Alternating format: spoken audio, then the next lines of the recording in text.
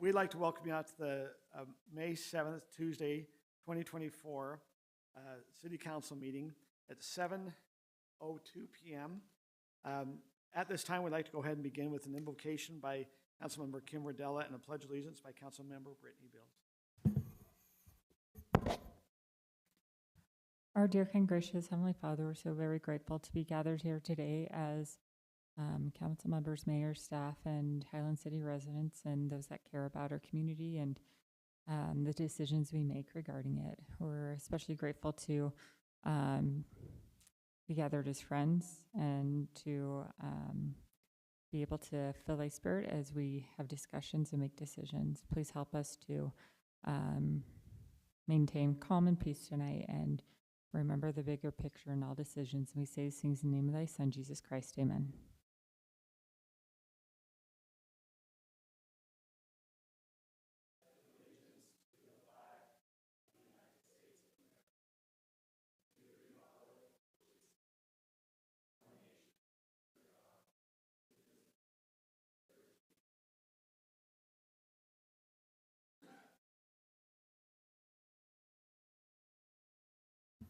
As we look across the agenda tonight, we invite those who are here in the audience to please sign the sign-in sheets here at the very beginning of the doors. As we look across, we have a couple of public hearing items. Those public hearing items are on the agenda. The public hearings will happen when the agenda item comes up. So that will be item number 4A. We'll have a public hearing on our tentative budget for 2024-2025. We'll have a public hearing on a conditional use permit for the Church of Jesus Christ of Latter-day Saints. We also will be having a public hearing on the Dandy annexation, which is number 5A. And those will be the only public hearings. We've had a lot of conversations on all the other items. So if you're here and want to address the council and you're not going to be doing it during the public hearing, I invite you to come up at this time. We have a time set apart for unscheduled public appearances. We invite you to come up and please state your name. And if you can keep your comments to 3 minutes, we'd appreciate it. So this time we'll open up for unscheduled public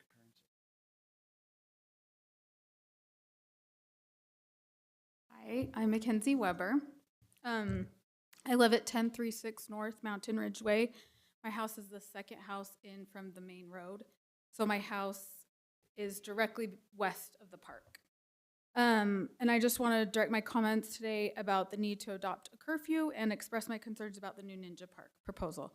I have exchanged emails with you about my concerns and have received several kind responses and know you are open to a curfew. I hope our interactions over the past few weeks, you can see that I'm a normal person. I am not negative or contentious, and I'm pretty easygoing. However, disruptions at the park at times have made me very upset, which is very uncharacteristic. I also want you to know that I'm a mom of teenagers. My kids range from 12 to 18, so I know kids love hanging out at the park, and they love that no parents are around supervising, and it's a little bit of freedom, but I also know that they don't know how disruptive their screaming and yelling can be to those in the proximity. I have been discouraged in our interactions when several council members have said that we knew we were moving by a park. Please don't disregard our concerns on that basis. Online, this park has been advertised as the biggest all-abilities park in Utah, reviewed online as the mother of all parks, and you will lose your kids at this park, it's so big. And in talking with you, some have said that this is Highland's premier park. So if you have to give it a different name than a normal park in our city or our county, I think it's fair to say we didn't know we are not living by a typical park we thought we were going to. I beg you to please have an open mind tonight and take into account how you and your family would feel if you were in our shoes.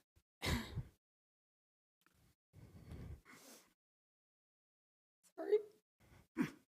Just finding out a few weeks ago that even more amenities are going to be put closer to our houses. It's devastating to us. Okay.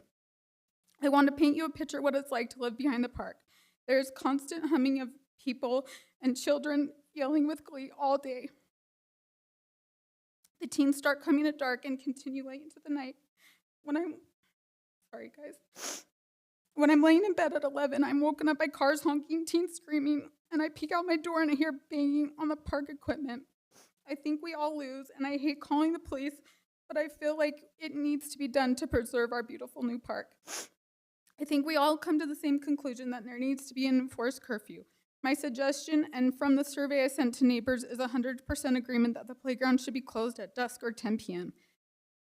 As you decide to implement a curfew, we want you to be a resource to you. We can help you figure out what works and what doesn't. I don't think signage is enough. I was pleased to hear that you looked. Okay, well, I had Go ahead and continue your comments. It's fine. I just had suggestion of ticketing teams. I feel like if you word would spread fast if the kids and parents were deterred by financial or annoyance of clearing that up. And anyway, I just hope you'll take my thoughts into consideration. Thank you. Good evening, Brad Weber. I live at the same place that she does. I'm just wanted to speak about the city's agenda item 4C tonight about a potential ninja course. I know there's been a lot of discussion about this recently, and I emailed the council about this, and I just want to reiterate for the record a few of my concerns. The first is I think that the council needs to take into account the impact on the neighbors. The ninja course on the western side of the park was not advertised to the public until recently, but it was brought to the attention of the city council at the April 16th city council meeting by concerned neighbors. Even the notes for tonight for that action item acknowledge that the advertised master plans have not included depictions of the ninja course. We appreciate the efforts that the city council and staff have taken to hear our concerns and to come up with an alternative plan. However, I'm concerned that tonight, as part of the discussion, there's a third option that's being discussed that basically takes the footprint of the proposed ninja course, turns it 45 degrees, but it's near the location of the original design, which doesn't assuage concerns of my family and the other neighbors of the park. I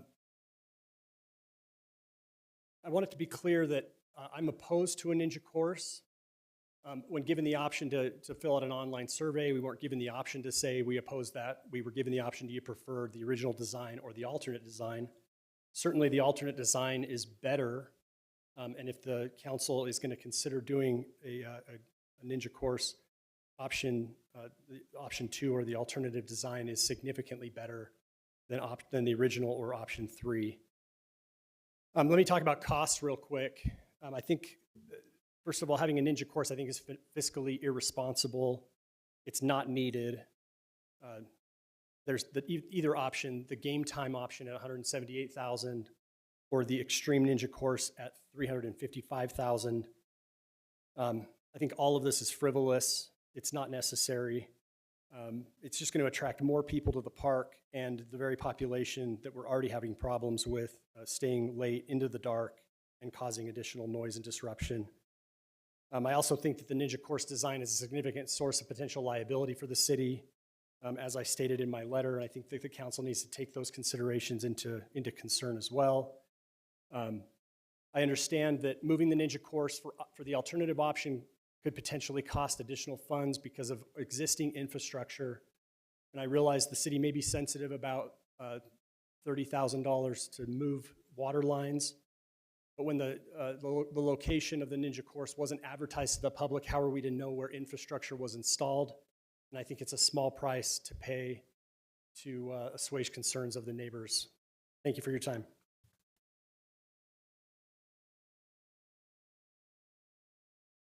Hi, Council. My name is Cody Dingus. I'm at 10342 North Mountain Ridge Way. I'm the third house in. I think you may recognize me and my name.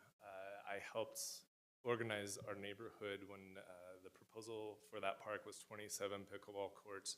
And I think we made it very clear that we did not want something that was bringing hundreds and thousands of people to the park and disrupting the neighborhood. I think we can look at the park right now and be very proud of it. We love to hear the kids playing during the day. We think it's a huge success. It is a very busy park, busier than I ever thought it would be. And I second the notion that we need a curfew there. I think if you ask yourself, what time did you go to bed last night? Probably 10, 11 o'clock. On the weekends, every single night, there are kids there from between 11:30 to 12:30. I'm calling the cops. There have been several times that we have called the cops have cleared the park out, only for another group to come in and start being destructive, loud. They're ringing the bell that's part of the park. They're urinating on the slides. We've seen all of this. So we do need to address this.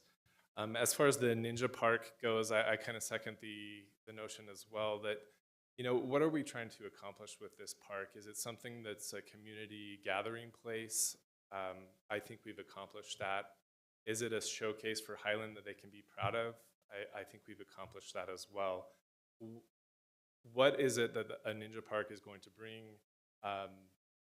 For us as neighbors, it just brings more people that are being elevated. They're climbing on stuff. They're looking through our fences and our yards, and it gives a straight line of sight to us. It also brings more people and a different type of crowd of teenagers that are perhaps older that may extend that curfew problems that we're seeing existed. I do think that if a Ninja Park is going to go through, I think the proposal where it's more in the middle of the park, that suffices. I think that's great.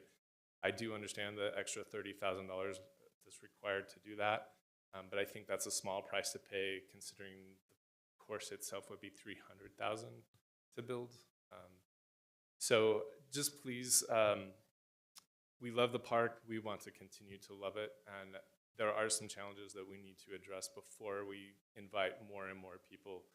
We have to consider the soccer fields and the baseball fields haven't even gone on yet, and we're already overloaded with people and having problems with the curfew. So that's all I have. Thank you.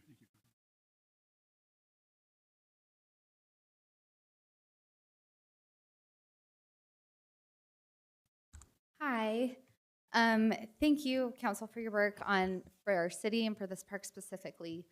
I think we all appreciate all the time and effort that you spend. I also think that oh, yes, sorry. I'm Amy Jones, and I live at 5760 West Mountain Ridge Court. I think we have a shared objective. I wrote down thoughts because I am a little bit nervous, so I'll just read this.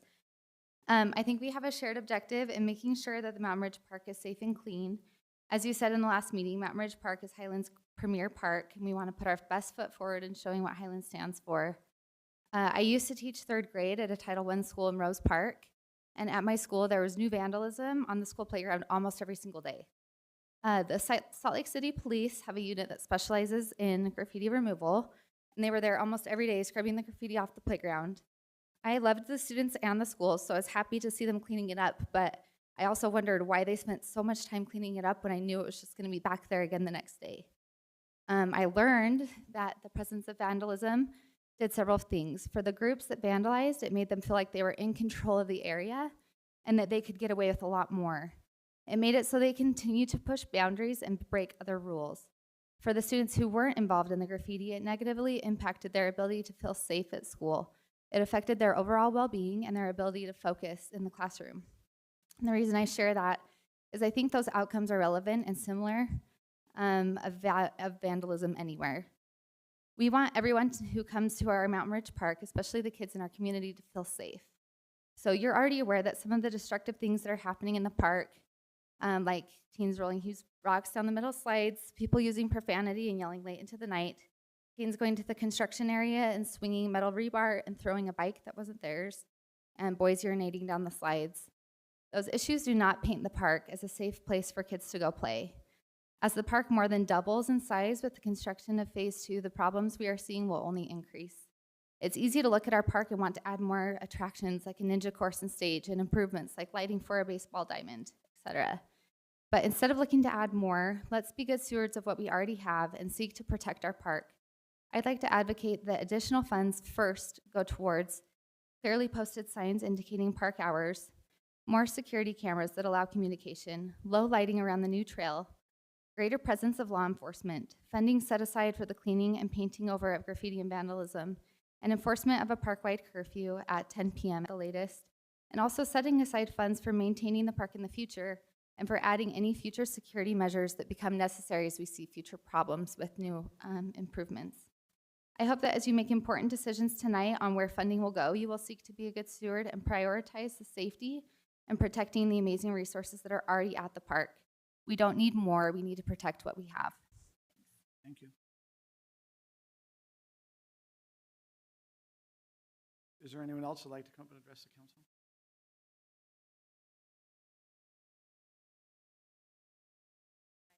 I'm Jenny Roos. I've talked with a few of you about, we live in the Spring Creek subdivision in the cul-de-sac there. So we're just here tonight to see if we can come up with a solution. At the moment, we have a 6-foot fence that goes along the trail, and it was an accident how it happened, and we're just hoping that we can come up with a resolution with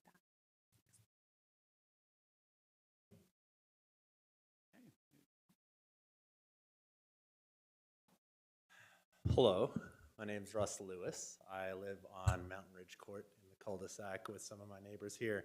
And first, I want to say thanks for being who you are and doing what you do for our city. Had a great chat with some of you and the mayor in front of my house the other day when you were soliciting some feedback about the park and some things that we're doing. And I shared then and want to share now with everybody that we love the park. I've got 2 twins that are 10 years old and a 6-year-old. And they go there at least weekly to play on all the equipment and have a good time.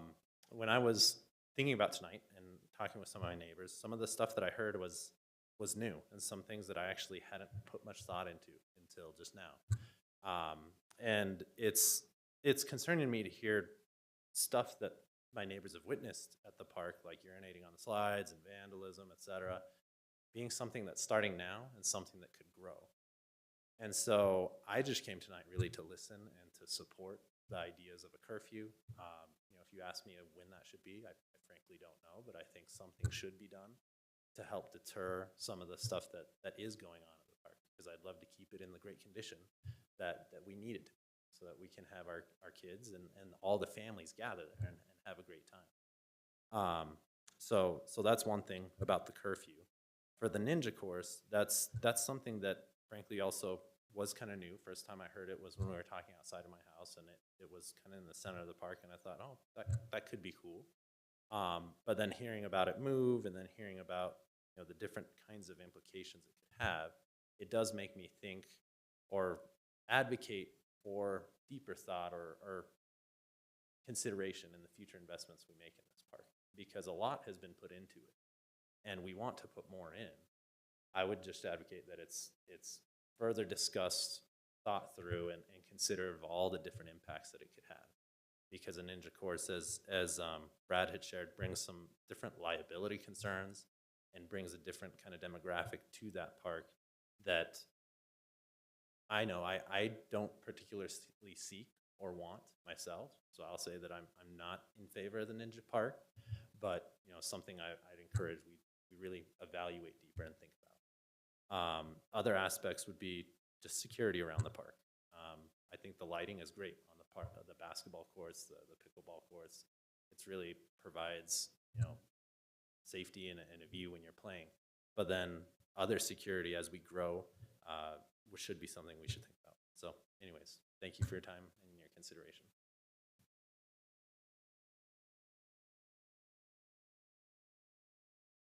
Okay, seeing there's no other public comment, we'll at this time close our unscheduled public appearance as part of our agenda, and we'll now move on to item number 2A. We have a great opportunity tonight to have Senator Mike Kennedy come give us a legislative update from what the state legislators kind of passed, and give us an overview of what they in the past and what might be coming in the future.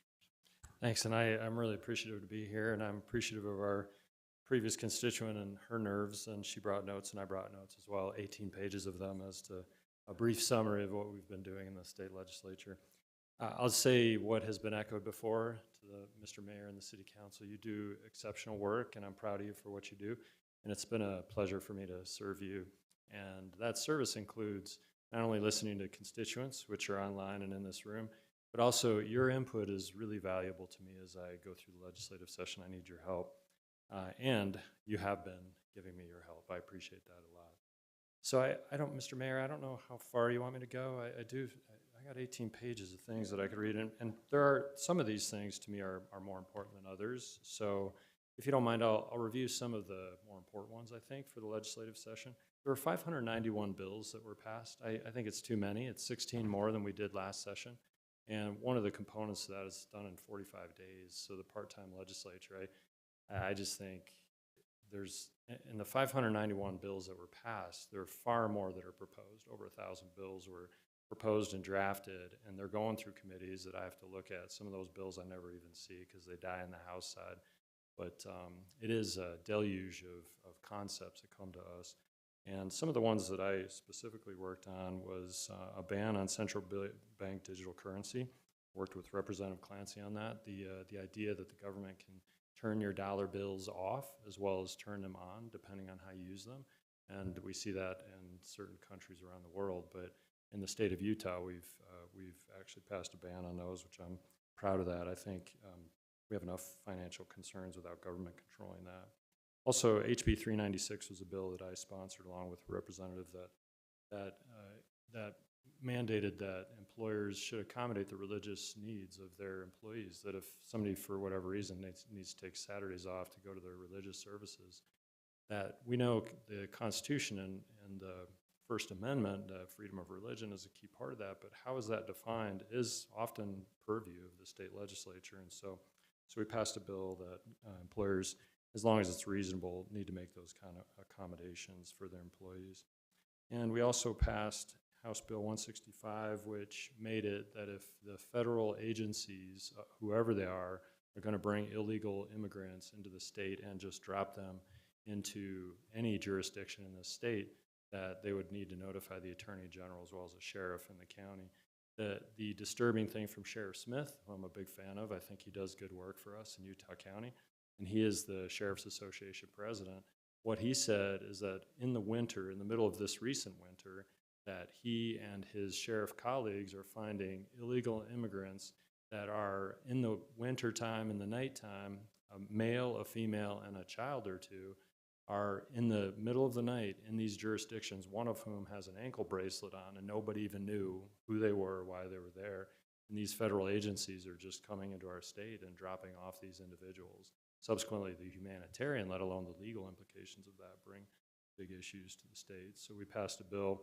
As you can imagine, the federal government and the state government, there's a collaboration there, and we can't tell the federal government what to do when this is their immigration is the federal government's responsibility. And frankly, they're irresponsible in many of the ways that they do that, as many of us would say with the border and the issues there. But we can at least ask them to collaborate with us when they're dealing with these individuals, and how can we actually help these people in a humanitarian fashion. There was a lot of press about DEI.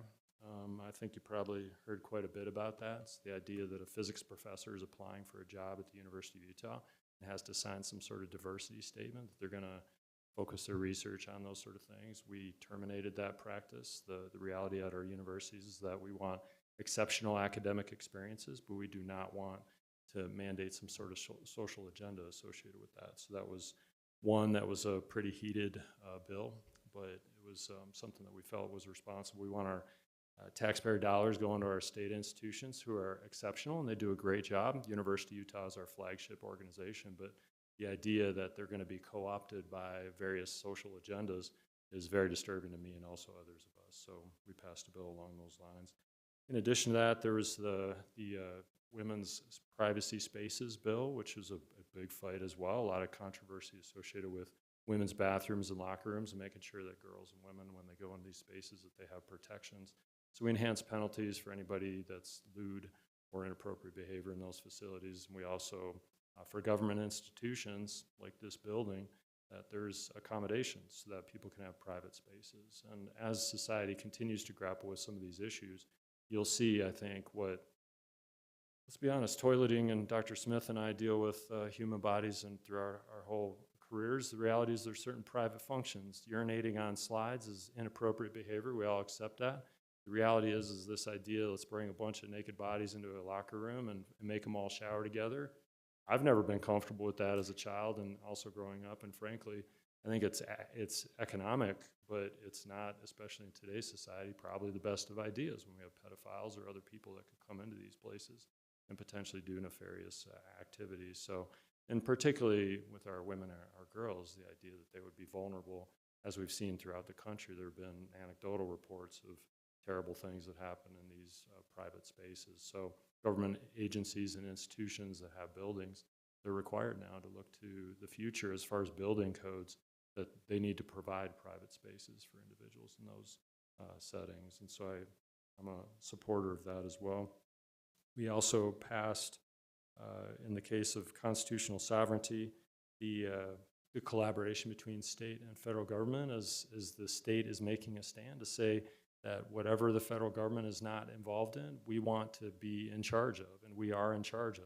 We're laying a line in the sand for the federal government. They continue to encroach and push in on that, telling us, and including, by the way, I feel this way from the state to Highland City and my other cities in my district and the cities generally. You are good, capable people, and I love the fact that your constituents can come to you. They know where you live. They can find out where I live as well. In fact, nefarious people have come to my house and spray painted on my garage door. They know where we live. They can express themselves, in that case, violently and inappropriately. But I think that is the foundation of government. People that are responsive to the people that they serve. You serve, I serve as well. And I think that's the best way. Local government is best government. And I've acted that way over the 10 years that I've been as a state legislator, and I'm a big fan of what you do. And so this constitutional sovereignty, where the state of Utah is better suited to handle things than distant Washington, D.C. On the campaign trail, and most of you know I'm running for Congress, I say to people, go ahead and give Joe Biden a call and see if you can get an appointment with him and tell him about your grievances, about whatever's happening in your community. Go ahead and even call your U.S. Senator or your federal congressman or congresswoman and see if you can get an appointment. It's hard to contact those people. If I win this congressional race, I'd represent 850,000 people. It's really difficult to have a one-on-one interview with all of those people, right? So if we in the Washington, D.C. crowd, if they keep out of our business, I think that's generally better. Mr. Mayor, I have 17 more pages of information. And by the way, if you have questions, I'd rather listen to those. I may or may not have answers. If I don't have them, I will get them for you. But I'm open for questions. So, Senator Kennedy, I really appreciate it. And I know that we reached out a couple times during the legislative session. And you brought up one of the bills that I reached out with you about because it can affect Highland City. I think you call it the privacy spaces. I think the news calls it the transgender bathroom bill. The bathroom bill, I mean, right? so that's kind of, share with us what the thought is. So if we have because we've talked with the city staff, okay, if we have a transgender person that comes into our city offices and they need to use the restroom, you know, we don't have our facilities because the building was not built that way. What would be your recommendation? I know what we kind of try to come up with. What's the thought of the legislators in a government building, how to try to work through that? This is a prospective, not a retrospective bill. So as new buildings and plans for new buildings are in action, that we're not asking this building to be retrofitted. You can imagine the fiscal impact associated with the extreme amounts of costs associated with that. But as we look forward to these buildings, individual spaces that can be provided for people, which is frankly how it should have been done since the beginning. But the other side of that is if you've got a small room with a locked door, any number of terrible things can happen in those rooms, including drug use as well as sexual misconduct or whatever. So there's problems on all sides, frankly, with that. But in this space, so this is where, Mr. Mayor, the reality behind that is if somebody needs to use the bathroom, which we all do on a regular basis, Dr. Smith and I know a lot about that sort of thing. We've heard lots of talks. It does. It's a natural part of life that most of us kind of ignore. But the reality is they can use whatever toilet that they want to use as long as they are acting appropriately. And generally, these are private stalls. Go ahead and use whichever one you want. If you're going to be lewd or inappropriate in that room, then that's where these enhanced punishments actually come into play. So if you've had constituents that come to you and say, hey, which toilet am I supposed to use? Frankly, that's kind of an odd question. They can go anywhere that they want. It's just a matter of what is the behavior like in those places. In this bill, if you're going to act inappropriately in those places, then you will be punished. you know, we can open it up to the council. I know that a lot of us, because we're city side, we're land use. Yes, You big know, deal, right? And that's always something we're hearing. Governor Cox, even just last week down at a presentation in St. George, worried about the land use, what's being planned. You live in the Alpine area. You know, you mentioned unfortunately about what kind of happened at your home. I'm sorry about that. With some of the things, what would be your counsel here to us about the land use bills we're seeing come through the state? Yes. Or what would be your recommendation? The state continues to do what the federal government does to the state. The state will do it to you as well. Inducements, but not fines and punishment. I prefer carrots over sticks. And I think what we see with that, homelessness and the housing crisis is a massive issue you grapple with on a day-to-day basis. State legislature does as well. In fact, I've been criticized as a state legislator as I'm running for Congress. You put in how many millions of dollars for first-time home buyers? Yeah, you know what? The state and the communities can do those kind of things appropriately. Frankly, the Washington, D.C. crowd, they should be doing certain circumscribed things like protecting our border. That's a fundamental part of what they should be doing. But when it comes to that, if we're going to put in $400 million, so first-time home buyers that are going to buy a brand new house that is within certain, it's $500,000 or less, that there's incentives to help them to buy instead of rent. That's one of the things that we see our communities change when everybody rents. They don't have an investment in the land that's there. And so what I've tried to do, and with your help and others, is anytime a bill is coming with a mandate on you, I want to know which bill that is so I can shut it down the best that I can, because I'm not interested in that. But the state provides inducements that if developers or if cities that when we're talking to transit as well as high density housing, is that when these come by, that we will give certain benefits to the cities and communities that are willing to support those in an effort to try to help the number of people that are coming in to our state and in our communities that want to live here. They want to live along the Wasatch Front too, which is great, but it is a problem as well. And I'll add to that, there is a place for the Washington, D.C. crowd, because over 65% of our land is federally controlled. And the reality is, and this is where the Houses Act, which Senator Mike Lee is sponsoring that, the idea that right next to those federal lands, there are contiguous lands. We're not asking for all of it back, but let us use those to address our housing crisis. Wouldn't that be a great opportunity if we had more land where people actually could move into these areas that are currently federally controlled and forbidden from any sort of development at all? And that brings me to who's best to handle these lands, distant entities like Washington, D.C., or Utahns who love and want to care for these places. So I'm a fan of that Houses Act. The reality is what's the likelihood that it'll pass? Probably slim, but myself and others from the Utah delegation would focus on that so that we'd have actually more land and less critical issues associated with our land use. Other council, you have questions? I'd just like to publicly thank Senator Kennedy and for his support for people with mental and physical disabilities. He and I and other members of the governing board of the USDC worked together to preserve the land north of the current campus of the USDC. There was a lot of interest in developing all that for high-density housing and different things. But that land has been kind of dedicated over the years for people with disabilities. And as a governing board, we wanted to have a breathing time so that we could redo the master plan, which is in process. We just issued the RFP for a new general plan. But I really appreciate your help with that, because there are people amongst us with that are disabled who don't have spokespeople. And Ron, you've worked down in the USDC, I have, and different things. And Senator Kennedy has been a great support. You know, Dr. Smith, it's interesting you bring that up. There was no bill that was drafted or even made it through the process along those lines, but it was proposed. And I was pleased to stand with you and the Developmental Center to prevent, basically for those that weren't aware, there's a strong developing force in the legislature. The number one represented profession is attorneys, and number two are developers. And by the way, God bless them both. Doctors are way down there on the list, Dr. Smith. So, you know, anyways, there's only a few doctors, but the idea of developing over running over the developmental center board and developing in spite of your master plan and our community's plans was very disturbing to me. It was run by powerful people who are good people. As the rules chair, that was the sponsor, and it was coming from the president of the Senate. By the way, both of them, I think, are outstanding people. Once they came to understand what it meant to us, that they were trying to develop that land without community support and approval, they backed off, and I'm really proud to say that was something that I had to do with. And I'll just commit to you, whatever position I'm in, even as a public, just a private person, I will fight with you to make sure that land is always in perpetuity used for the benefit of these people, the special needs individuals that we will always have. 1,000 years from now, we'll still have those people in this community, and that land can be a great benefit to their significant needs.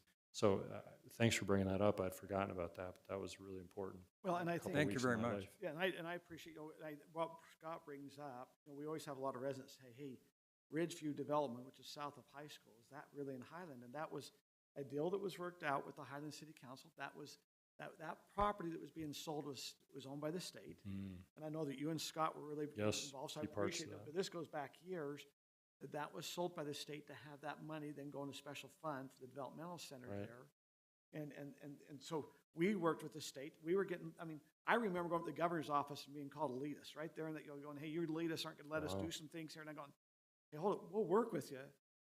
And I remember being up there and coming back and with Scott. I really appreciate Scott's help. I appreciate your, this has gone on for years. Yes. To work through that. Now, we still have a lot of the council hopefully understand that property that's still south of Ridgeview is still in Highland. We've still got, Part of it, 35 acres. 35 acres is still there between that, that field there is still in Highland proper. And so we need to still work with the state. That's where the governor comes up and go, okay, we recognize we've got to work with the state on some development there. But that's why we have the development. We've worked with the state. We worked with the USDC over there. We try to work through things. I know the USDC, when I kept going to those meetings, they never thought Highland was ever going to really be a partner with them. And Scott, what do you think the feeling is over there of USDC right now? Of Highland? They're very happy with Highland. I'm just saying, Yeah. I remember that animosity. They're going, hold it, these guys worked with us. So I appreciate your effort good. there, because I know that there was a lot going on, and I appreciate Scott's. Let's make sure long-term that we have people. So what ends up happening, the governor changes, the legislature changes, but our community knows and understands through history what's been going on there. And we need people so here's my calculations. If I win this congressional seat, there's a state Senate seat that opens up. We need somebody in that seat that understands and cares about this local community. And if it is, for example, Representative Brammer is one of the key possibilities there, then we need a key person in his position. Anyways, my point behind that, over the next several weeks, there's some changes in the wind as the dominoes fall one way or the other. But I always want us to have people in positions of power so that we can represent that area adequately, recognizing the governor's got a big state to think about and is going to think, well, let's just develop that. We got 35 acres worth X millions of dollars. Who cares? Let's just go ahead and do that because I got a friend over here that wants to build. No, that's a problem for us for 120 years or whatever this has been, especially designated. And I'll say, we both, you and I, Scott, Margaret Dayton has got treasure in heaven for the goodness that she set it up in such a way it can be broken, but it's hard to break. That special fund that she set up for our special needs individuals.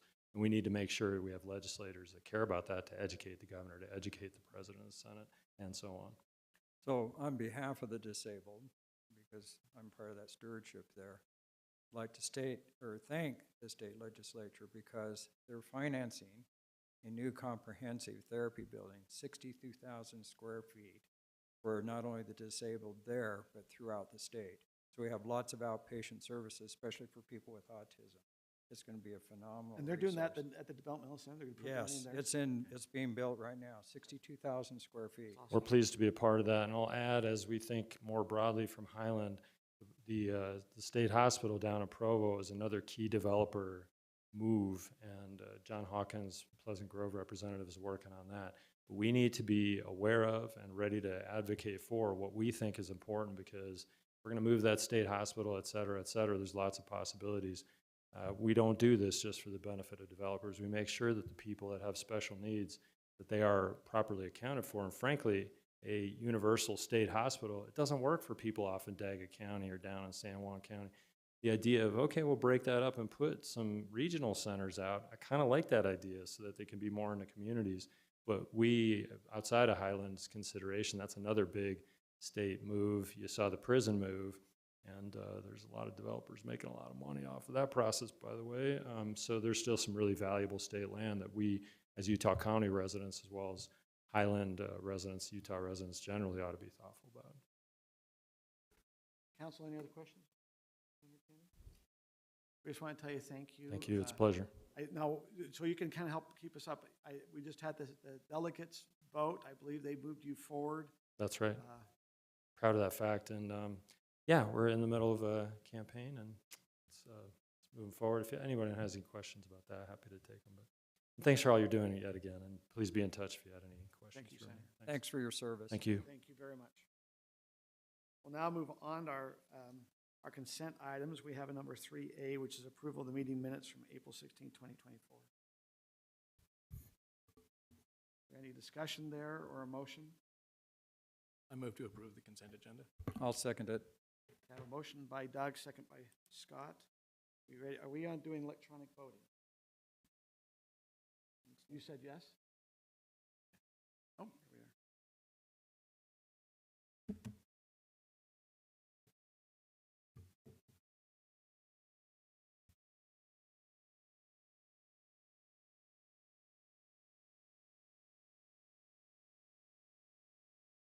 That passes 5-0.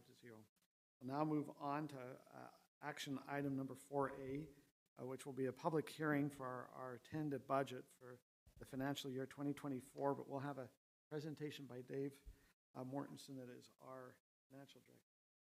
Thank you, Mayor. My comments will be brief. Oh, you have a clicker? We killed another tree, it looks like. We killed another We tree. killed one with- this morning with the Yep. Home People Yep. Public Safety. We've killed another for. Okay. We're trying to get the clicker working, but I have just a few slides. This first one, you've seen this before. It's our all fund summary showing each fund within the city, an estimated beginning fund balance, kind of what we're planning to do during the new fiscal year with that fund balance. And then the far right column, our estimated ending fund balance. The only thing here that has changed from our meeting a week ago is planning to use a little bit more of the general fund balance to make a transfer into the capital projects fund for parks to complete some of those projects there, specifically the conduits for lighting on the fields, as well as a maintenance building. Somebody wants to go on to the next. Thanks, Rob. Okay, so like I mentioned, and there's going to be a few of these. It's got, yeah. Use of general fund balance increased by 200,000, and then we were planning to use 100,000 of the net revenues that we were projecting in the general fund to do those projects. Is it not going? Oh, there it goes.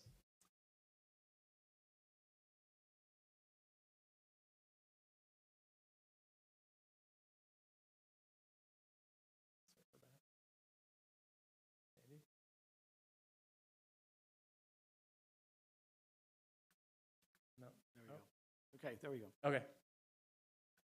What button do I push? It's sporadic. Yeah, just drive for me. Thanks.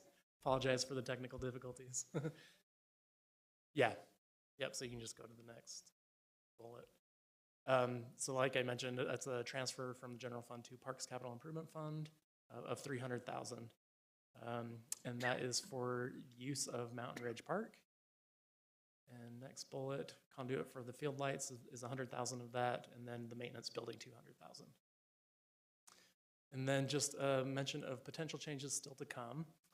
The first we've discussed before, sewer rates as a result of the recent TSSD increase. We're still undergoing that study. We have a meeting with our third-party consultants next week to go through finishing steps, what we need to do to get that final number. And then garbage collection fees. This is a new item today. Didn't make it in time to make it into the tentative budget. but we did get some information back from our garbage collection provider with a $50,000 increase for the year. So we can either absorb that and use some of our general fund balance for that, or we can increase our fees. We estimate that the increase needed to come out even would be about 35 cents per can. Can I ask a question about that? Yeah. So is that an increase for every home, or is this with growth, or where does that increase come from? Can you explain that? Jay, It's probably is an the one that email received today. that It's information. in Do you my have more handy. details? It's mainly based off of the CPI increase that Waste Management is they're anticipating and passing on to us. Remember in the contract, Scott, we had that each year consumer price index, they could adjust theirs so they could stay, they weren't going negative, so they could. But it was a big discussion when we had the contract. That's true, but is that based on the cost of fuel? As Phil, but I think this is just a. Because the cost- tipping fees haven't gone up. Yeah, it doesn't include tipping fees. This is based solely Yeah, off the tipping information fees received from has Waste not- have not Management. gone up. But what you're saying, we have a contractual agreement that it's like whatever CPI 3 or 4% is what their rate's going Yeah. to be.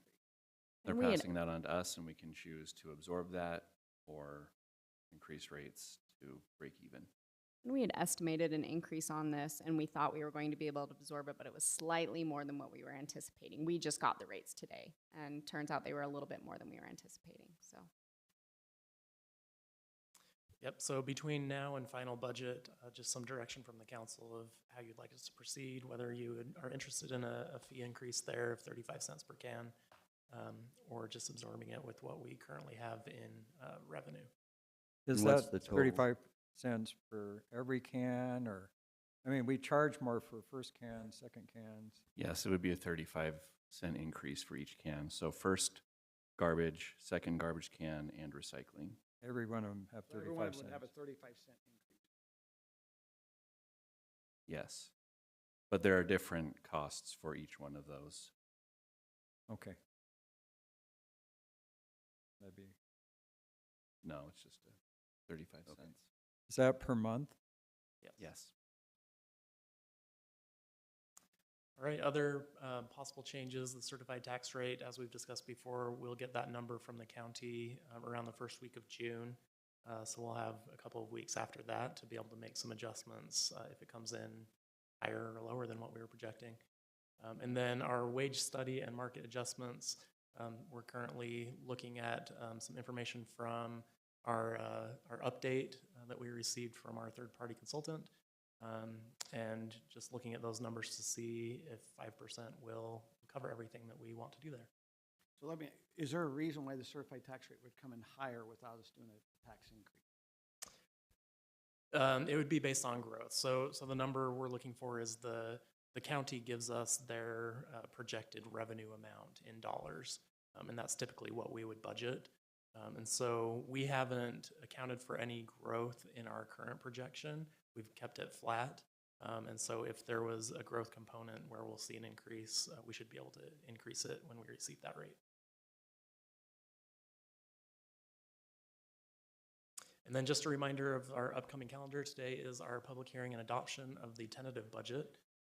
Tomorrow, we will have a city open house where we'll have some boards up and people can come and ask questions about the city budget or just general questions about city operations. And then a week from tomorrow, we'll have a community budget presentation where we'll give a slideshow presentation to those that are interested to come and listen and learn more about how the budget works, how city finances work. And then Tuesday, June 18th is our final budget adoption date.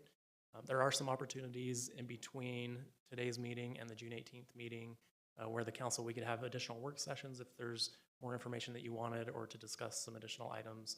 We could do some work sessions there, but this is our current calendar. With that, we're happy to answer any questions that you have about the tentative budget. So, do we know exactly how much increase per household the TSSD fee is? The new one? Do we have that exactly? The Timpanogos sewer? Have they It was given us about the a final? It was about a 40% increase that TSSD passed on to us. So as we've looked into the rates, so the residents pay two different rates on their bills, right? Right. So they pay the TSSD fee and then our city sewer fee. TSSD is significantly high. It's a lot higher than our city sewer fee.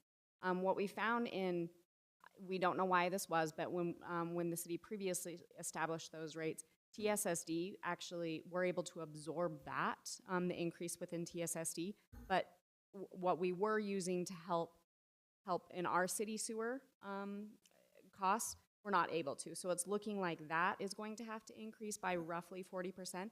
But when that's about $8 a month, it's a pretty minor change is what we're looking at. But we don't have those exact figures quite yet. Probably within the next month, we should have those. So you're saying $8 a month for $96 a year is what you're talking.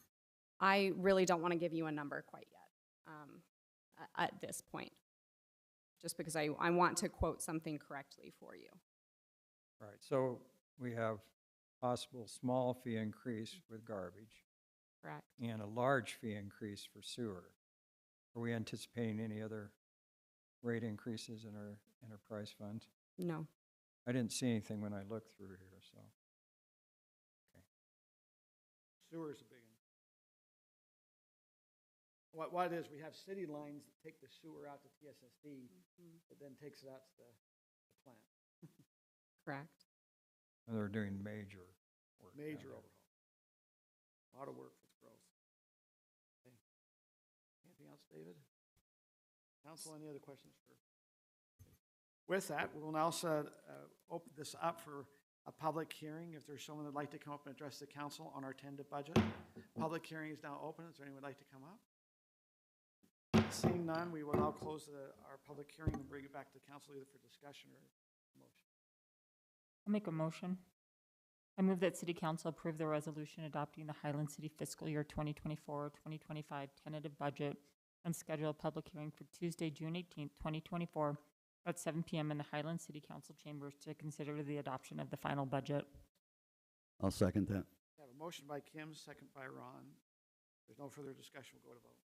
And I just want to tell David again, excellent presentation of the budget this year. It's very clear, and I think as the citizens go through it, and we're going to have the citizens budget part hopefully soon, but I think you've done a fine job, and I wanted to thank you.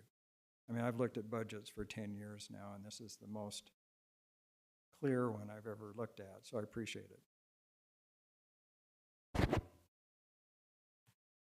Scott, are you able to log in? Yes, I thought I got to make my comment before I voted. No, you can. You can make your comment. Okay. Our tentative budget passes 5-0. Okay, we'll now move on to item number 5B, which will be a public hearing for conditional use of the Church of Jesus Christ of Latter-day Saints. It's a land use. Rob Patterson, our city planner and attorney. Which hat are you wearing for this presentation? This is the planner hat right now. Okay, so we got the planner hat on. This is a request from the Church of Jesus Christ Latter-day Saints. It's the church building near Old Fish Lane. You just go east, and it's the one you run right into there. Putting a pavilion in the northwest corner of it. The way the code reads, it's a church, and church uses are conditional uses, even though normally this would be a standard accessory building for almost anyone else. Because it's a church use, we have to go through the conditional use process, which requires a public hearing before the Planning Commission, a public hearing before the council, before you can make a decision on it. As staff reviewed this, we had some initial concerns regarding a potential drinking fountain, but those have been resolved, so we recommend approval of it. There's one stipulation, but we'll get to that in just a second. So there's the vicinity map. You can see the church property on the south side there. And then on the next slide is the pavilion. We reviewed the sizes and height. It all complies with the standard R140 standards. As a reminder, conditional use permits are administrative action, meaning you have to approve it unless there's a reason to not. Conditional uses just mean you can put some additional conditions in order to mitigate anticipated detrimental effects. On the next slide, you'll see we have, well, first I'll address the high level. You always have to meet the zoning standards. We believe they have 30-foot setback, height, all size requirements for the lot, all have been satisfied. Part of the conditional use process, though, as shown on the next slide, will be, we have a list of factors we can consider in order to impose conditions to make sure something is being safe, it's not impacting neighbors. It's a pavilion, there's no impacts, so we have zero concerns about this. There was a public hearing for the Planning Commission. They unanimously voted to recommend this. We've received no comments regarding this item. So we recommend that you hold a public hearing, accept their findings, recommend approval with the one stipulation, which is just that when they go to build it, they get a building permit and comply to building code. Just a point of clarification. It's an administrative action, and I'm wondering, is it the development code that requires us to approve that? Why can't the Planning Commission, as an administrative action, make that decision? Why do we have to be involved? Because the conditional use process says the Planning Commission makes a recommendation and the council approves it. And that's in the development code or the municipal code? Development code. In the development code. Is that something we could look at to change? We can. It's Some get- administrative. Some get nervous that we want to have a look over things. We either trust our planning commission or we don't. So Well, let me give a, maybe, yeah. sorry, Councilmember. I was just going to say, just in a little bit of rebuttal, though, the planning commission is not elected, we are. And so I think we need to take that responsibility, so. On administrative, it's not legislative, it's administrative. That's true, but we could, and we have trouble with all the planning commission showing up. I think it's good to have some elective input. So maybe just as a point of consideration, if this were a new church building, there may in fact be conditions that we'd want to impose regarding, do we need a fence around the property to screen the use? What kind of parking do we need? Access requirements? Nothing that would stop the use, but conditions that would just make sure that traffic flow and safety and all of that's handled. Because a church use is appropriate for residential use, but it does have impacts that are different than a standard home going. So those would be the kinds of conditions we'd look at to say, all right, how is this different from a normal home going in? What do we do to make sure that there's fewer impacts on adjacent residents? Where this is just a pavilion, obviously, there's nothing there to really worry about. But in other cases, with other conditional uses, there may be some. Of course, it's up to the council whether that's something you want to revisit and either kick down to a planning commission level or a Well, and different as you look way. at the planning commission, their authorities changed a little bit, even the development side. So I mean, I think Correct. our development code looked at always everything would come to the city council. Right. Now that's been removed from us. You're going, okay, is this, there's some steps we're looking at. It's interesting. We can't approve a development. They have to come for conditional use. That's, I think, what you're saying, Ron, is that those steps. And so that's Well, something. I understand that viewpoint, but the state took that away from us. and Yes, I don't know it's if the I state. agree with that. I understand. Okay, with that, is there any other discussion items pertaining to this specific item here? If not, we'll now go to public hearing. We'll open the public hearing for the conditional use for the Church of Jesus Christ of Latter-day Saints for this new pavilion. Public hearing is open. Is there anyone like to come to address the council? Seeing none, we've now closed the public hearing, bring it back to council for discussion. I just have a comment. I actually went to this church as a member of the congregation there for 9 years, and I would recuse myself, but they moved us 6 months ago to a different church. And we would have loved to have had this pavilion, so I'm going to vote anyway because I'm in a different church now. So, That sounds okay. good. Okay, let's go ahead. Is there a motion? Is there, I'll make that motion. is there a okay, here's. So I move that the Highland City Council accept the findings and approve the conditional use permit, subject to the one stipulation recommended by staff, which is delineated in the resource material. Second. Okay, motion by Scott, second by Doug. Let's go ahead and we'll go vote.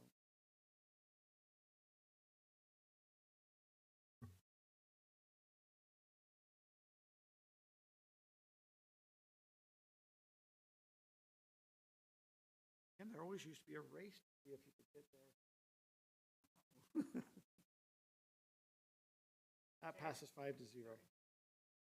Okay, we'll now move on to action item number 4C, which is the Mountain Ridge Ninja Course location, and that will be Andy Spencer.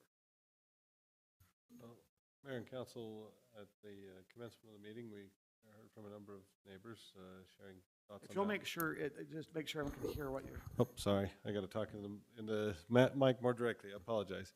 Outside. At the commencement of the meeting, we heard from a number of the neighbors that also visited us during our neighborhood open house that we had a week ago, where we shared some of the uh, possibilities for a ninja course and for some potential layout changes to add some more trees and to try to do some things for buffering of the noise. As had been indicated, while the ninja course had been talked about for a number of years and focused on kind of primarily in the location that will be shown on option 1 since 2022.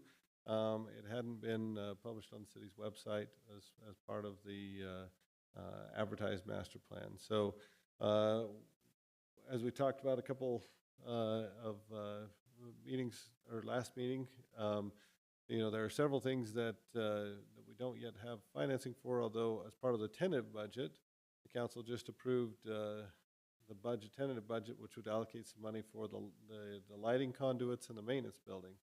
We're also still looking for funding for some of these other items, being the additional security cameras around the outside ring, the ninja course, which we'll talk about, the futsal court fencing, the concrete base for a future permanent stage, and then the exterior fencing of the park. But primarily, we're going to focus on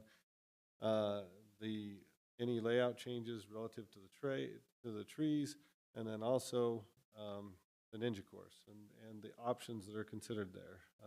So option 1 is the plan that we had been working on since for the last couple of years, since 2022, and that shows the ninja course over on the far west, kind of just south of the maintenance building.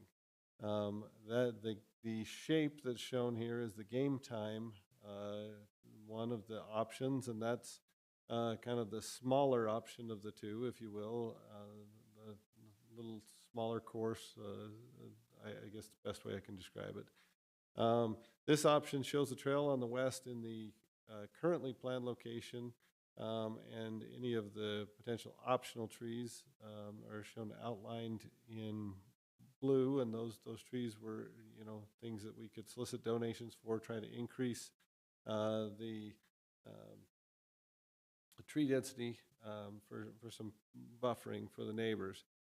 This option does have the two full-size soccer fields, and those soccer fields are intended to kind of slide, if you will, east to west, so that the goalie boxes don't get too worn in, and so that main kind of rectangular area, if you will, the intent had been to kind of allow those to float a little so that the wear and tear on the field could be minimized. So go to option 2. This option was also shown at our open house. This moves the ninja course to kind of mid between the two smaller pavilions, right directly south of the playground. This also slides the trail a little bit farther to the east, and the trail that slides is that western portion of the trail that parallels the western property line. In this option, you can see the trees. Many of those optional trees are behind the sidewalk and out of the play field area. This option does, as has been indicated, create the need to relocate a few major items that are currently where the ninja course would lie. And then this ninja course is the Ninja Extreme, this version, and any of these plans, the ninja course can be interchangeable. We just had to show something, on the plan. So this one shows the Ninja Extreme footprint. It does create the need for that more westerly soccer field to be a little reduced in size as the ninja course projects into the park a little bit farther. And then we'll go to option 3. This option was suggested by the council following as a potential option, not suggested as a choice, but suggested as something that we ought to evaluate. Following discussions at our open house, the council said, hey, will you also look at this, and let's look at a plan that looks here, not to indicate any choice, but just to put all the choices on the table, if you will. And so this footprint is the Ninja Extreme course, but it places it kind of west of the small pavilion. The advantage, if you will, of this one is that it does allow some additional plantings and tree screenings, et cetera, to be west of the Ninja course. So it provides more screening for the neighbors. It doesn't require the main water line to be replaced or any of the in-place electrical. There are some electrical conduits we'd have to relocate, but they're not populated. The biggest thing that this one does is it eliminates some of the improvements we've already put there. So where this one sits, you know, basically this area is fully landscaped, and there is a portion of the concrete trail already constructed that projects through this location. So the biggest negative, if you will, to this one is that we're kind of throwing away things that we have already built. And the positive is, you know, it allows the soccer fields to remain the full size. So if you look at the soccer fields, they're still the full size. They still can slide each way, left to right or east to west. And then it does provide more screening than option one for the neighbors. And then we're just gonna go to the next slide to just review the two Ninja course options that we've looked at. The game time one on the bottom is the one that's in St. George, and many people know and love that course that's in St. George. So this is that course. And the top one, the Extreme Ninja course, is one that's being built in Eagle Mountain right now, or it's actually completed. You can go and see it. It's not open to the public because the rest of the park's not finished around it. As far as cost, the game time version is $178,000. The Extreme Ninja course is $355,000. Now that's just the cost for the course and the turf. That's not the cost for actually, you know, the concrete around it or placing it. It's not reflective of any of the options or the impacts of those options. That's just how much they cost in comparison one to another. So with that, I'm happy to field any questions.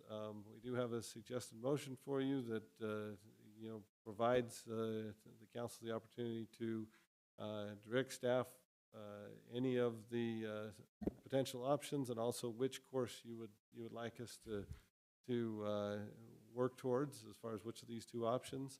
But you may have some questions or some discussion before we get to that point.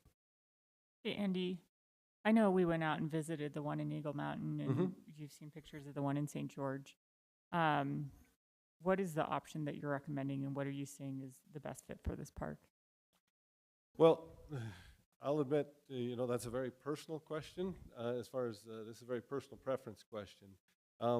When we went and looked at the Eagle Mountain one, what my thoughts were when I went there is that that the Eagle Mountain course catered to another element of our population, meaning right now we have the playgrounds, and the playgrounds are really designed through 12, right? And so the game time option is still kind of under the playground umbrella, meaning its spacing and its rules and its design is again geared towards playground age children, even though it's still really cool. It's geared toward the playground age children, where the Ninja Extreme is actually a workout equipment, and so it's really targeting your older teens and your adults. I believe it's targeting over 12, but Josh, 12 and up, right? So it's targeting 12 and up. So the nice thing about the Ninja Extreme was just that, you know, you've got the playground that's all set, and it's from I think 2 to 12, could be 3, 2 years old. We have equipments for 2 years old. Trying to remember the age ranges. 2 to 12, and then the Ninja Extreme course, you'd have 12 through adults, and so you're kind of capturing a broader segment of your population, and you've got a little more for everyone there. That was the nice thing that I thought. You know, that's very personal. That's a very personal choice, but at least to me, I thought, well, if you're going to have something for everyone at the park, the Ninja Extreme course seemed to cover a broader age range and still seemed to offer something for everyone. So you could start at the playground and work your way up and age your way up to all the way through the Ninja Extreme course. And what I'd be interested in is who ages out on the playground, because I'm sure there's some, fairly senior members of our community who could still do it. I would be impressed. Yeah, I mean, I was able to go out and check this out with Andy and Josh, and I remember Andy's words were, "This is our missing element of being able to provide that facility and that park that encompasses every single age group." You know, you have something for kids, you have something for adults, the pickleballs, but when I go to a park, I have a teenage daughter and I have a 7-year-old, and everyone's kids, there's a big range, and it's hard to be able to go there with your family and appease everyone. And that was kind of the missing element of being able to, have the entire family look forward to going to it. I see teenagers being able to, hang out with their dads on this. And there's so many teenagers that don't have a place to go in Highland, especially if you don't do an organized sport. You have basketball, you have baseball, you have soccer. Not every single teenager does an organized sport. And this is something that will allow teenagers to get off our street, to get off our slides, throwing rocks on them, urinating on them, and be able to actually enjoy being a teen instead of on their phone or playing video games, especially, with their adult. So let me ask you, so is your design, the spacing you have, is that for what you put in as Extreme Ninja, or do you have it in the game time? So the options 2 and 3, and we can go back and look at them just for visual purposes, show the Extreme Ninja course. Okay. Option 1 shows the game time, but option 1 can also fit the Extreme Ninja course, the Ninja Extreme course, and the other two options, option 2 and 3, can fit the game time one. So it can really fit either way. Like I said, with the later options were developed after we kind of became aware of the Ninja Extreme, and so we put that on there. But it's really interchangeable. You could put either option in either any of the footprints. And Kim, you brought up about we're missing an element for certain ages. I don't see really young kids over at the basketball, but I see more of a teenager. Have we not? I mean, I see teenagers also playing pickleball. Do you feel like there's a gap with the pickleball and basketball? There'll be a different gap that Ninja will use? Especially, for those that don't do organized sports. It's just, giving them a playground element, but for an older teenager. That's our hardest thing here in Highland. We don't have a community rec center. We don't have rec programs. We don't have a place for our teens to go. And really, that was one of the purposes of this park, is being able to provide something to get our teens off phones, off video games, and help with their mental health issues. Be outside. I read some of the emails that said we don't want teenagers at parks. We want to prohibit them from coming into parks. And my number one priority is to get every single person to be able to be healthy, to be exercising, to be outside in our community. I'm just playing a little bit of devil's advocate, okay, guys? We've had a lot of kids that also, when we were first designing this, wanted to stay a skate park. And I understand they might bring a different element in. Is there a reason why we would look at this versus a skate park? To be honest, I love the skate park thing. I think we should have a skate park here in Highland. That's another element that we're missing here in our city. And it captures also a different set of passions for teenagers, not your typical baseball, soccer, basketball kind of thing. I'll be honest, a company approached the city and approached me many, many times about wanting to put a skate park in that area and even providing funding for it. But I knew, skate park right in that area by these neighbors. Yeah, that's really loud. Yeah. Well, no, and we have a bump and jump parks. Yeah. As I look for, so we do have some other parks. Council, is this the correct park to be putting this in? I'm just saying, are we over-programming this park with too much? Should we be looking at putting a Ninja? Is this the right park to put in? Like you said, is this the missing element for this park? Or if we believe so passionate about the Ninja course, should it be looked at a different park? Well, if you want your entire family to enjoy it, I think that was the idea of it. Let's hear it, Scott. Hey, Scott.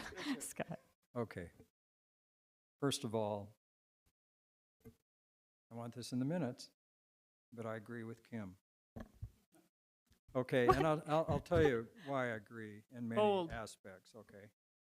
So I have a 15-year-old grandson.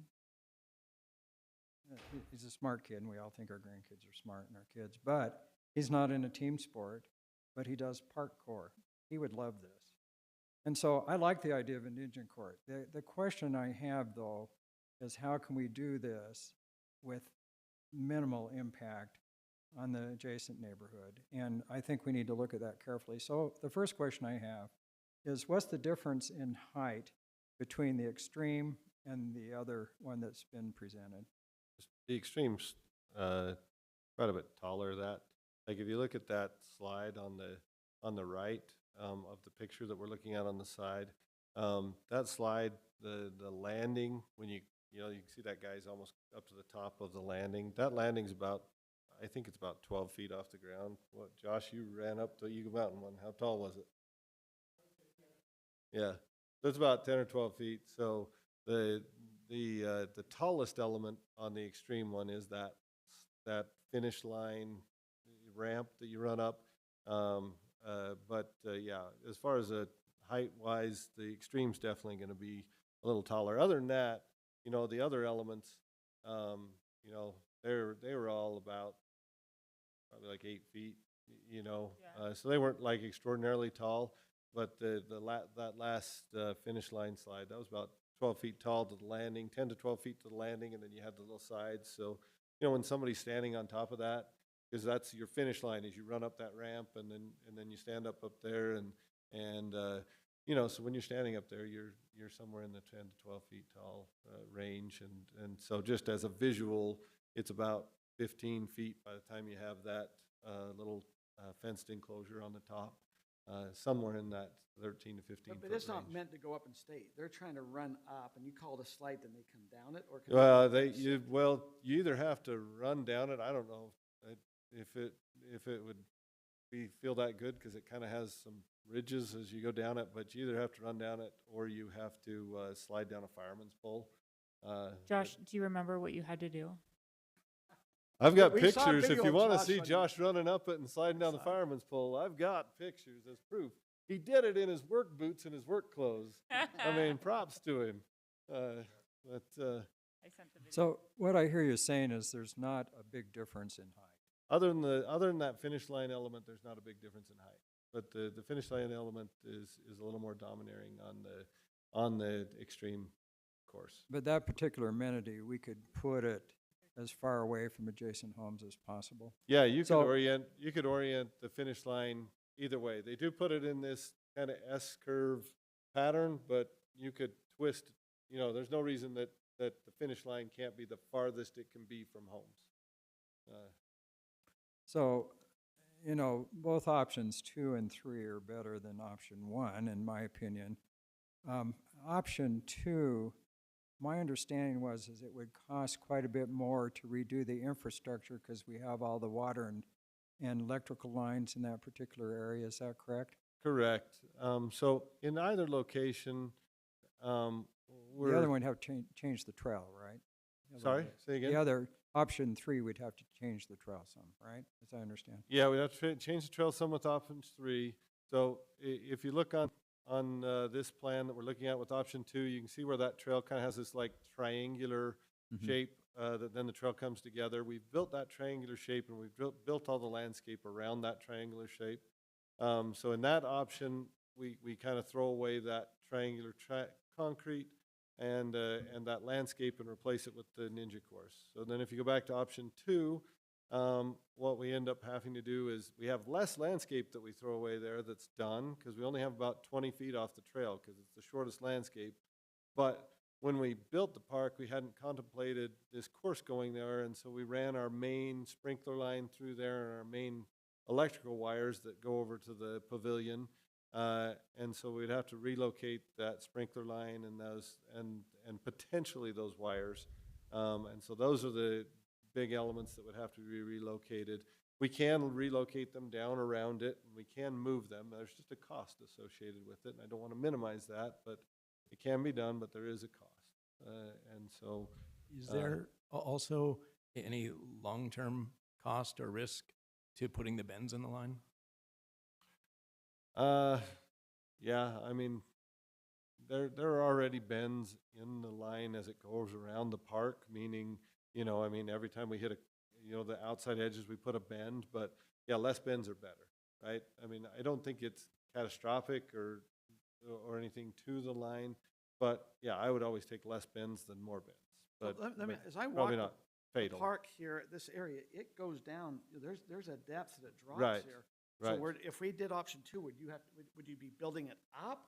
Or So is it what we setting would be down? doing, what we'd be doing on option 2 is we would be putting, if you kind of think of the park, if you've been there, right where option 2 is shown, the play fields, if you will, are about 3 feet lower than the trail. And that area kind of had to be built up because of the grade of the playground, because part of the fun of the playground is the undulating surface, right? And so right at this point is the high point of the playground. Okay. And so there's about 3 feet. So what we would do is we would put this ninja course at the 18-inch point, if you will. So we'll put it down 18 inches. So from the north, you'd step down 18 inches into it, and you can see the sidewalk kind of ramp into it. So we'd have sidewalks ramp into it. But on that far north edge, there would be a concrete wall there, and that would kind of work like a seat wall where you could sit there and watch your friends, you know, do the course. And then when you got to the playfield side, again, you'd have another 18-inch step, and this is approximate to where then you could have a wall that you could sit on to kind of watch your friends do the course. It does represent additional expenses for those walls. The good part about the walls that we can see is that, and in any scenario, we've contemplated at least one side putting a little bit of a raised seat wall on the ninja course, and that's simply to prevent somebody from running at full speed when somebody else and having an impact. You know, if somebody's running perpendicular to the course and running through the course, we wanted to put something that would slow them down a little, but yet you want to have the course open so it's open feeling to the park. And so this would kind of be, think of it as a stair step down to the field. But one of the concerns is we've made a smaller soccer field. Correct. And as they move it over, we've also, there's some hindrance with that soccer field having that. I'm just saying. Yeah, there would be a wall. There would be a wall there. So There there's would some be hindrance there now would be with about an soccer. 18-inch concrete wall on that bottom side or southern side of the ninja course in this. Now, it doesn't have to be a wall. We can put a slope or something. We had contemplated a wall just simply because the walls kind of make a great little seat to watch your friends or family, do the course. I'll be honest, I don't love option 2 because you take out that soccer field and you basically limit a full-size soccer field for this option. Plus $30,000, it just doesn't seem to be a great option. I'm amenable between option 1 and option 3. I think either one is great. Yeah. Option 1 and option 3 don't require as much grading and don't require as much walls. Like I said, in either option, we've contemplated putting a raised concrete element, but like most times, just an 18-inch element and just a seat wall on one side. And that's simply, like I said, to act as an obstruction to cutting across and somebody running perpendicular while you're doing the course. Is there a reason why we'd consider option 1 over option 3? Option 3 moves it away from the residents. Neighborhood. Able to put some trees. I mean, The biggest reason that I can see, and Josh has studied this just as much as me, and so I'd love his opinion for you, but the biggest reason I can see that you would consider option 1 over option 3 is just maximizing your investment. With option 3, we're going to effectively throw away, $20,000 of improvements that we've already done. So option 1, with what we've built there, we had been working towards putting the ninja course in that area. So there's not much done that would be ripped out there. Option 3, you're going to rip out, and kind of, discard those improvements. Now, that still might be the right choice, but that's the negative to option 3. Biggest negative, I think the trail can still work. The other thing with option 3 is if you're in that pavilion that's kind of closest to the ninja course, you might feel like you're part of the ninja course, so to speak. So the spacing's a little nicer. The use of the pavilion's probably a little nicer with option 1. When I actually stopped by St. George this last weekend in the canyons where it's at, They have a pavilion right by it. So I go, because I was worried about that. I go, okay, it felt okay because the pavilion So you was felt there. pretty good then? That was kind of a Yeah. gathering. I mean, where some are, I'm not, if we're worried about teenagers, it gives them an area to move over. Yeah, to the it may, pavilion. I'm just saying, it may be just as much a plus as a negative. Yeah. Depends Yeah. on, if you're there with the Ninja Course people that are using it, that actually might be a great positive. I have a place Yeah. to sit in the shade and. Sit in the watch- shade and watch what they're doing. No, we don't, Yeah. we need to have an option 4 also of doing nothing. Yeah, there is an option I- I 4 to mean, do nothing, I yes. I mean, we gotta, and so council, we need some input. Do we want, Josh, do you are have you any looking at, other- what options do you like? And So- what are we doing? Let me ask one more question, Mayor. So options 2 and 3, they're amenable, that allows us to move the whole trail east along the west side there, move it Yeah, east yeah. so we can put more trees in. The trail, yeah, I mean, you can move the trail actually in option 1, too. Okay, so you know, any option, we can move the didn't- trail farther east so we can put more Yeah, foliage in we there. didn't spend money, if you will, redrawing option 1 because it was already done and it's kind of what it was. But any of the options, you can move that trail a little farther east. These options scoot that trail another 15 feet or so, at the far extreme of the bulb, and provide more space for trees west of there. It is more costly to do the rock than to do the playfield. And especially, one of the options that we're entertaining, and I'd love a little feedback from the council, is while we're looking for money to afford these other elements, we've talked to our contractors about the option of seeding these playfields rather than sodding them. Seeding them saves us about $175,000. Now, that's not the baseball field. We've said, okay, we're going to sod the baseball field, but we would seed everything else. That gets us, either all of the game time ninja course or half of the extreme course.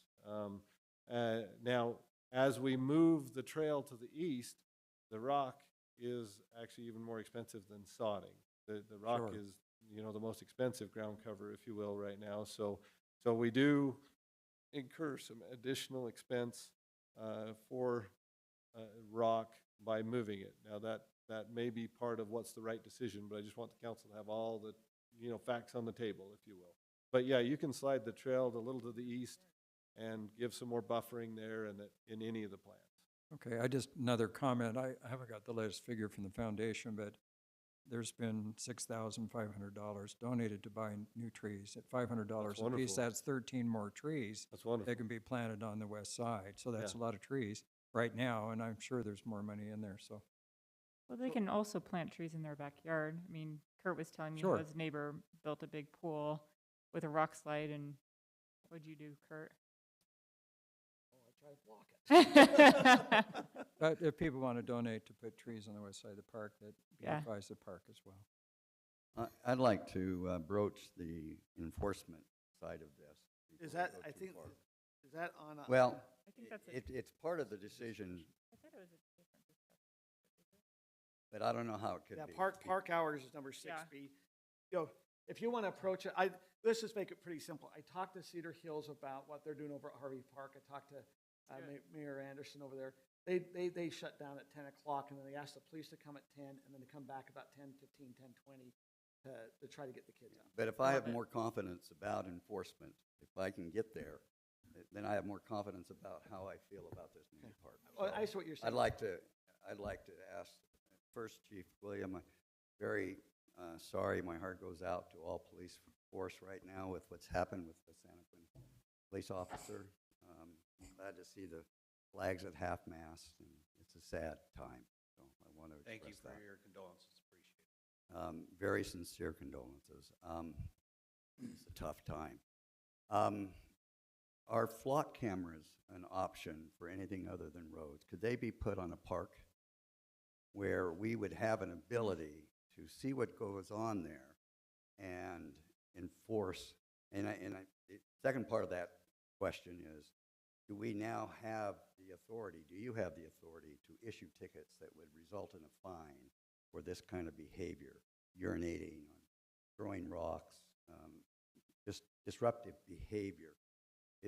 Would that just be a civil action, or is that something that we could enforce with some type of a fine, a ticket, if you will? So to answer your first question, flock cameras are not an option for the park. There are other options for the park, but flock is not one of those. Okay. We can discuss those. And Andy and I have discussed briefly some options for the park as far as cameras go. Urinating in the park is certainly a misdemeanor offense that can be issued a citation for anybody, depending on the age. Curfew becomes a bit of a challenge, especially on the weekends, depending on the age of the individual. If we're talking 16 and 17 years old, curfew is 1 o'clock. Doesn't help us with the problems that we're having at the park and the time. During the weekday, it's 11 o'clock. That's still a little bit later than I think the residents and the council want to go. When we're talking curfew, are we talking about the park being closed, or are we talking about a curfew? So that's Well, a different. I'm talking about both. Those are two different things there. Curfew's one option. The other option with the park being closed, that would be, and I'm going to defer to Rob on this, would be a city ordinance or something that the city we would force under a city ordinance, and however that reads in the code is how it would be enforced as far as a penalty or a violation or some type of. Right, could it fine. include a curfew, if you will? If we say Sure, the park's closed at 10, then we have Certainly. a municipal code that says that the curfew is at 10. Right, and so that would be, I guess I'm splitting hairs and talking about a curfew versus a violation of a city ordinance would be a closure of the park or violating the park closure requirements. Okay.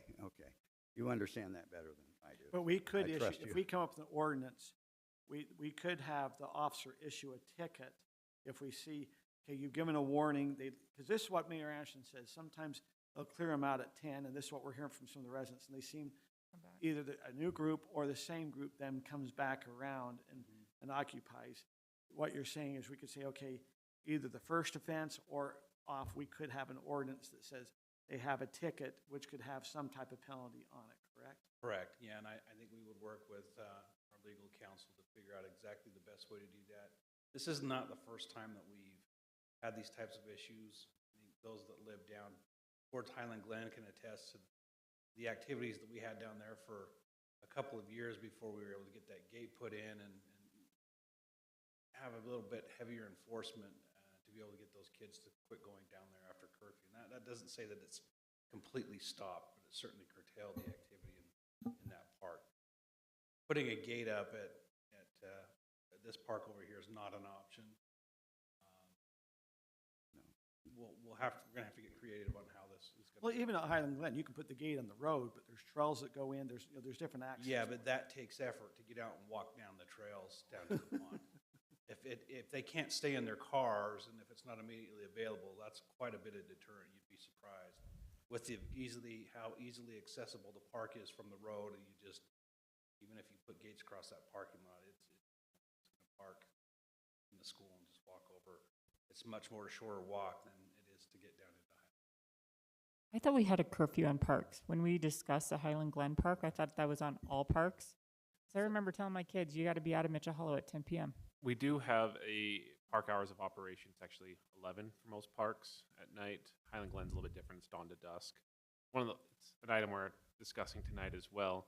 We could craft an ordinance and have a little bit different administrative options. We could have a criminal component to it. We could have an administrative citation that could get issued. And the police are well familiar with, the warnings and kind of the embarrassment side of, finding kids and trying to kick them out and making them feel bad about what they're doing so they don't keep repeating the action. But we could, depending on how the council gives us direction, we could work with law enforcement and figure out the best way of handling that. What we would recommend is we do something uniform. So don't make this park 10 o'clock and every other park 11 o'clock. So if council is interested in lowering this down to 10 o'clock, which I think makes sense, it corresponds with our noise ordinance as well. Do it for all parks other than Highland Glen makes sense to do dawn to dusk there. I think that's great. That would make it much easier for us if it was uniform across the city. I agree with that. With the exception of Highland Glen, I think there's some factors in Highland Glen that allow a dawn to dusk operation. I love it. Okay. Would you be able, though, to do what Cedar Hills does at Harvey Park and do a drive-by and then 15 minutes later? Yes, as long as the officers are available, which most evenings they should be, but there are going to be those occasions when they're going to be tied up on something else. But for the most part, that should be awesome. we've had a lot of the residents saying that they're calling into the officers. How is that, you know, and I do agree it's wrong. This kind of helps with what you're trying to decide with this item. What have the officers done when they've went over? Are the kids respectful in leaving? Have you gotten any feedback there? We do get called over there often, which we expect and anticipate.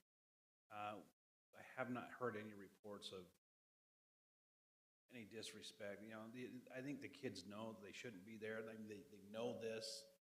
And until somebody comes and boots them out, they continue with their behavior. So, but again, and the residents can attest this, we're gone for 10 or 15 minutes and a new group of kids come in that we hadn't dealt with previously, or maybe some of them might come back.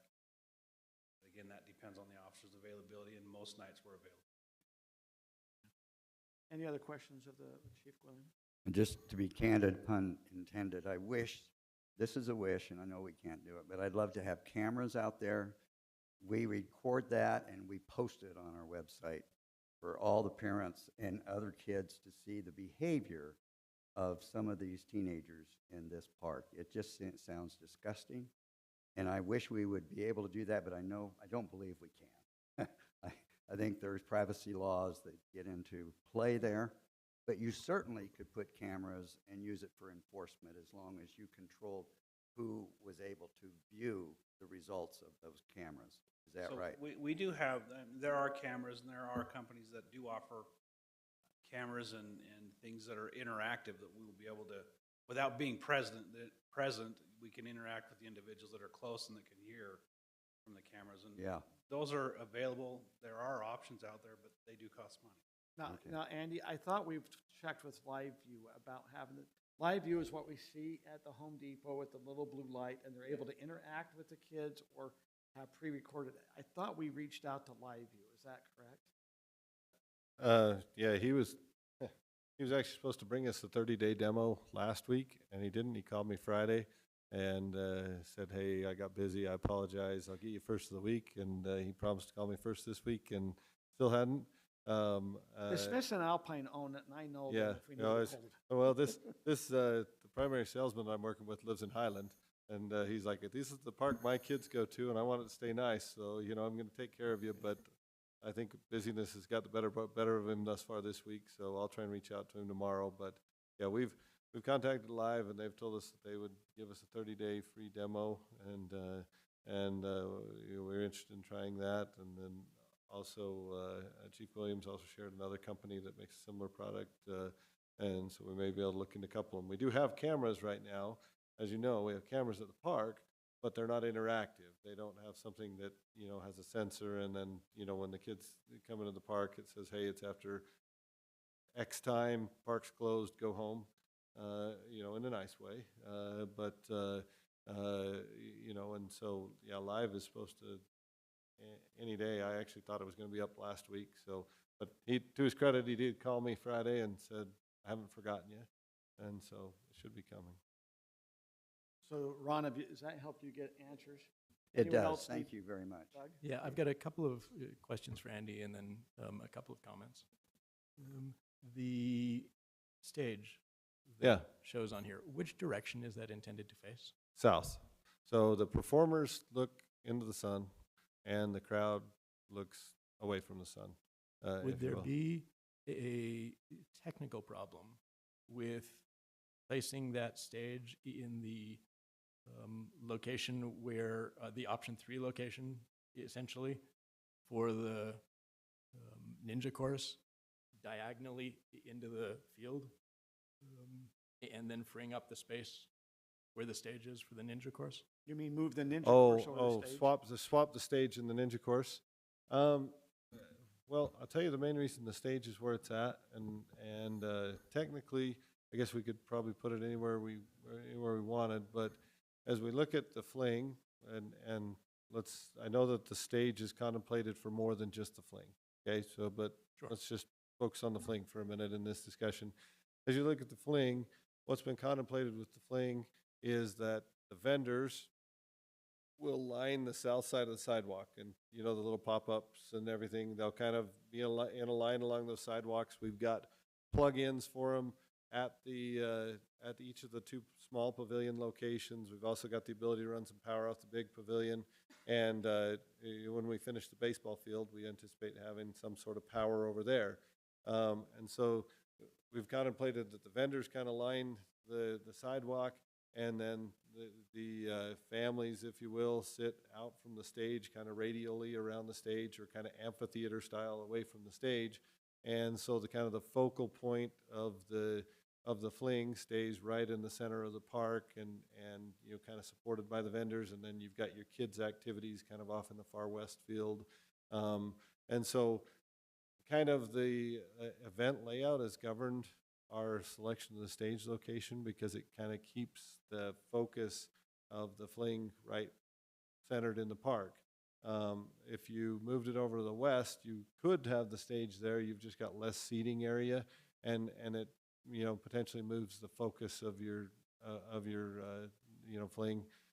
So more from an event standpoint is why it's where it's at.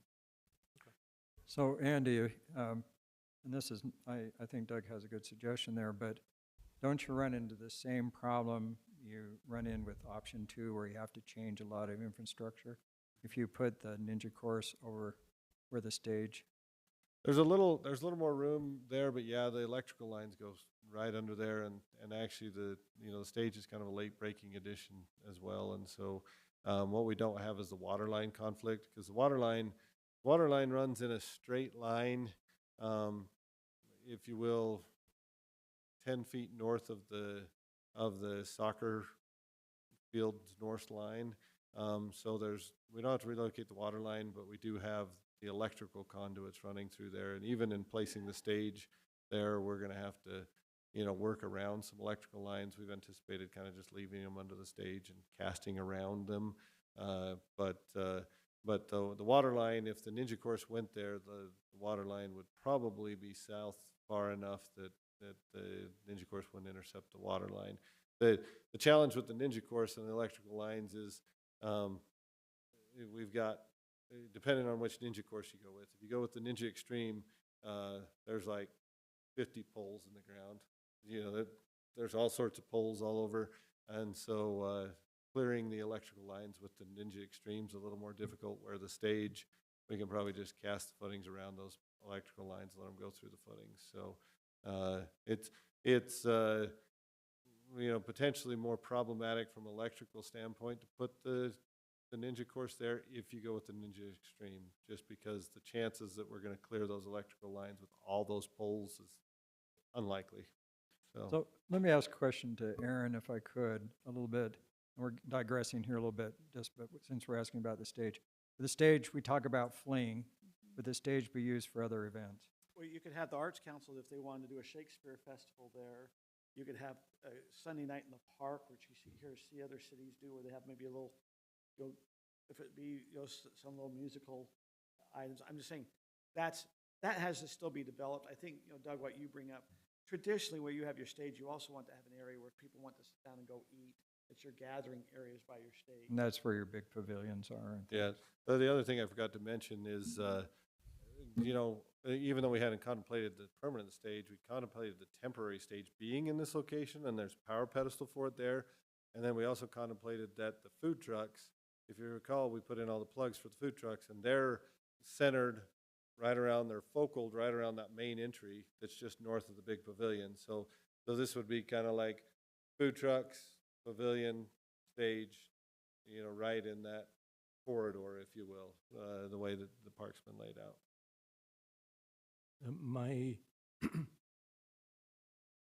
First of all, I like the idea of extending out the amenities in the park to cover the teenagers and the older kids. I am concerned about adding additional amenities at this point. That we're already running tight on parking without the fields being in place. I'm concerned about adding even more of a draw, and that now we're not just going to have a problem with noise in the neighborhood, we're going to have a problem with parking in the neighborhood and out on our significant streets. I expect that usage of the park will taper off somewhat once it's no longer the hot new thing. For that reason, my preference would be to plan a place for a ninja course here, but not to build it for a year. To let that tapering take place and then bump back up with the ninja course. Can I ask a question based on that? There's 110 parking spots there. Are they generally always full? It gets, I think over by the park, or the playground, it gets full over by the pickleball. I think, one of the things Doug's talking about, we haven't added soccer where all the parents and the kids come, we haven't added baseball in. Now, you do have Mountain Ridge parking, depending what's going on, but during the soccer time, Mountain Ridge, the fields at Mountain Ridge aren't, I'm talking the junior high, aren't going away. They're still going to lease those fields out to play on, which might fill up there, because Saturday morning might be pretty hectic in this area. Right. But when the schools close, there's some parking there. I mean, they use our parking all the time. I don't know why we can't use theirs. And then 5600, you go back a long way, and you're either on the park or you're on the school. So you're not parking in front of people's homes. So it seems like you could park along there. Don't you agree, Kim? Yeah. Yeah, I haven't seen parking as an issue. You got Mountain Ridge, you have this. I haven't seen it full. I mean, we go every Saturday and Sunday there when it's pretty packed, especially Sundays. Yeah, and then you have along 5600 also. And to Doug's point, Peck Park down in Lehigh is going to be coming online, which they're advertising as the biggest playground, in Utah County. We haven't necessarily said we're the biggest playground. I think that's just been some assumption, but they are advertising it as Lehigh City's advertising the new Peck Park, the Peck family. It's park. big. Is It's there, really big. And so, like you said, it might be, you'll see shifting. It used to be Harvey Park was extremely busy, and it's tapered off. Yeah. We might see a little usage and see some tapering off, but we're still going to have kids here. It's not going to, we want them. That's what we built it for. Yeah. And I think from past experiences, if you put something off, it'll never get finished. Well, and also you have to look at your infrastructure costs Yeah. going in later. Now, we don't have this funded right now, guys. So right now, it's not funded. But it is going to be, if you're going to look at trying to do it, it's always better to do it when it's being built than to come in and rip out everything later on. Now, this is on a corner if we do option 3. But The one thing that I would encourage is if you did postpone the construction of the actual ninja course, I would still make the footprint, grade it, put the concrete ring in, so that the heavy part of the construction is in. The heaviest or footprint part of the construction is in. That being said, the council can decide when you want it to go in, but if you are going to delay, but you're going to put it, we ought to at least put the footprint in and grade it and do the heaviest industrial part of the construction with the current park construction, because otherwise, when you get out there and you've got to build the next thing, you do destroy a certain amount of your infrastructure just getting it there. The most extreme part are the excavators and the concrete work. So if we can do those elements, then, at least that most destructive part of the construction wouldn't happen to the park. We'd destroy less of the park when we And that's why you have made that same recommendation with regard to the stage. Yeah, if we pouring could the find money for the base concrete. of the stage, I'd sure love to do it. If we're gonna do it, I'd love to do it. I know it's money, but it's a lot easier right now to get a concrete truck out there than it will be, in a year, no, I'm sorry. It's only for the council to discuss. We don't have, it's not open to the public at this time. So with this, council, there's a couple comments that came up about city liability. So, Rob, about the city liability.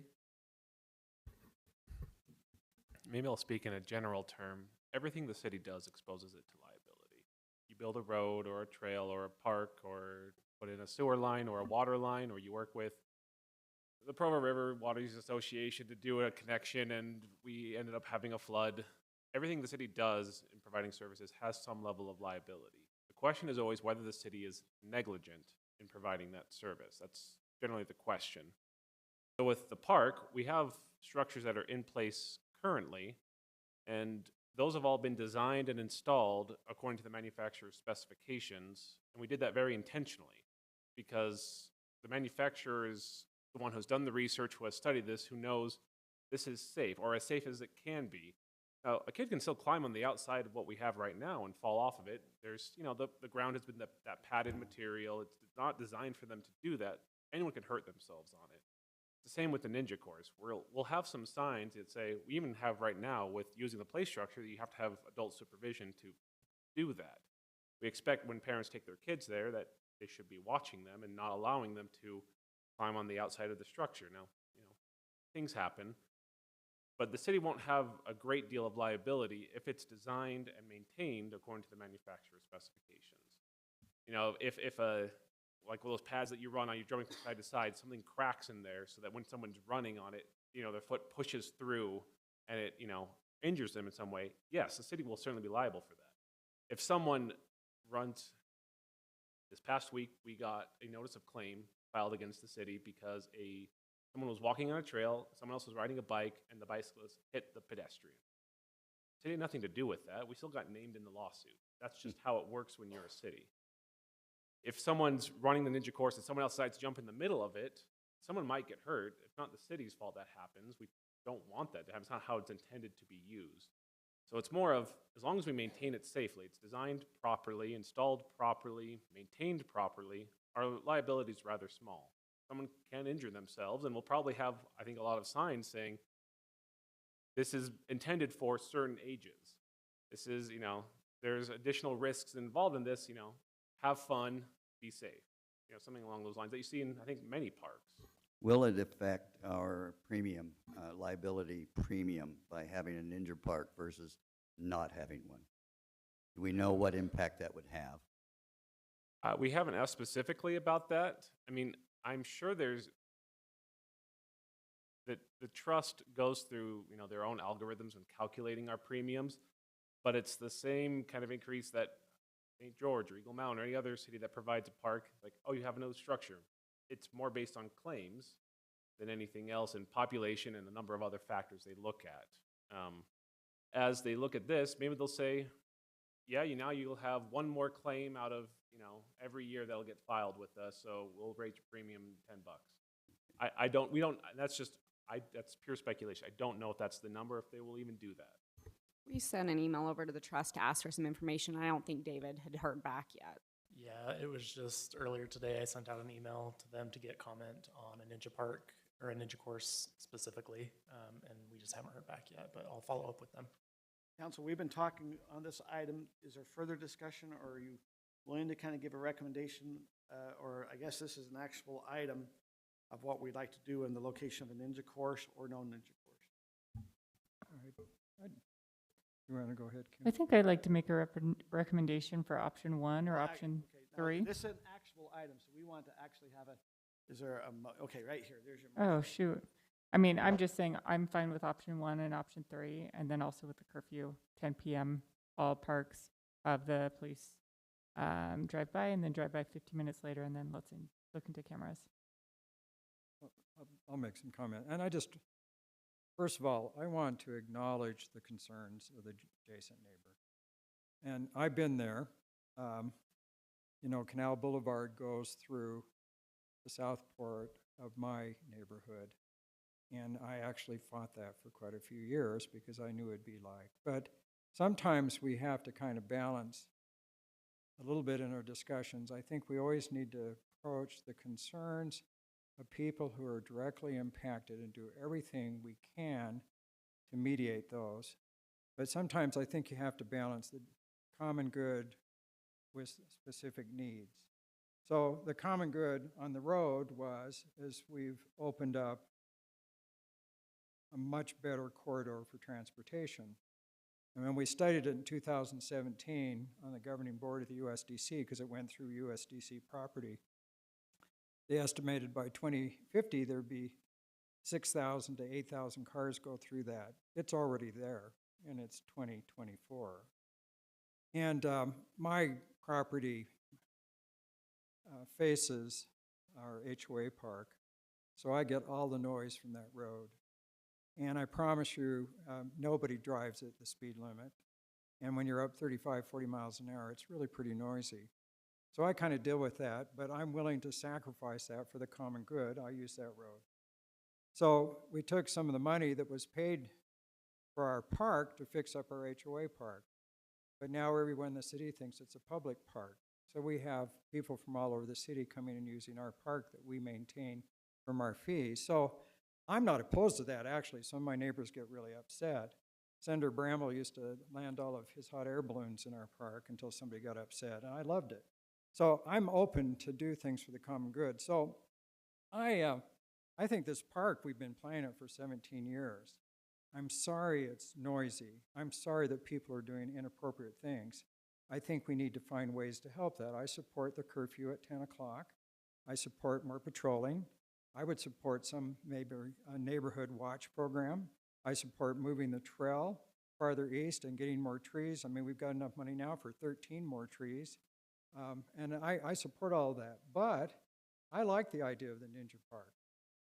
And I personally like option 3 the best, because it moves it away from the neighborhood some. You can put a lot of trees on it, but you don't have to spend $30,000 or $40,000 changing all the infrastructure. Plus, it doesn't change the size of your soccer court, or soccer field, I'm sorry. So I lean towards option 3, but doing everything we can to cushion the impact on the neighborhood on the west. So that's kind of where I'm from. So council, we're looking for, if there's no more further discussion, we're looking for a motion of which option, and then if it's the game time or extreme that we're going to be planning for, or I guess we can. Make a motion. I move that the city council approve master plan option 3 with extreme ninja course option and direct staff to implement this master planning in pending construction projects. I'll second it. I have a motion by Kim, I have second by Scott. one question regarding the motion. Am I correct in understanding that this does not fund the park, that we would have to decide to fund it in order to move forward with building? That, my understanding is this was not the funding of the course. Rob, your attorney, that this motion does not fund the course? No, this is essentially giving the direction for staff to figure out and present options on how to fund it and start, designing this and making it work, especially since we're redesigning a part of the, with the option 3, the location of that ninja course. In terms of funding, the intention of staff is to take another look at our park impact fee monies and come back at a future time to discuss with council, okay, so here's all the unfunded things, here's what we think we could still use out of those park impact fees and maintain our bond payments. So council, if you remember, the park impact fee is, has to go to parks. And we've actually have enough money to retire the bond, we just can't pay it. Okay, if there's no further discussion, then we can go, we have a motion before us.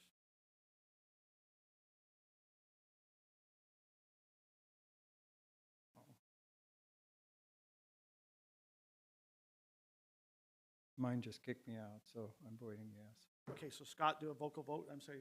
Yes. Okay, and that passes 5-0. And that was for option number 3. Okay, we'll now move on to item number, this is going to be item number 5D or 4D. It is American Fork River Detention Structure Reconstruction Prepayment to American Fork Irrigation Company. And that is going to be Andy also. Yep, we are at 9 o'clock, just so we're sensitive time. Okay, I will go quickly because we've still got a lot of ground to cover this evening. So can you go to the next slide for me? So the council hasn't seen this before, but I know that we've talked with the council about this. We at the mouth of American Fork Canyon, there is it's the river diversion structure, but we all call it the weir, right? And so you see on the right here the picture of the weir, and the weir was built in 1920, and it has served well for 104 years now. But American Fork Irrigation Company and the other irrigation companies have led the charge, and they've obtained a grant from the NRCS for 75% of the construction of the weir. But unfortunately, that still leaves 25% that you've got to fund. And they put it out to bid, and they're a little bit short. American Fork Irrigation Company is specifically a little bit short on what they need to cover their share of the reconstruction.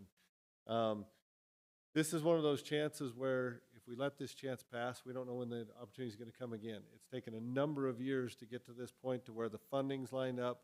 And one thing that's happening in the NRCS is there's a fair amount of turnover in their local engineers.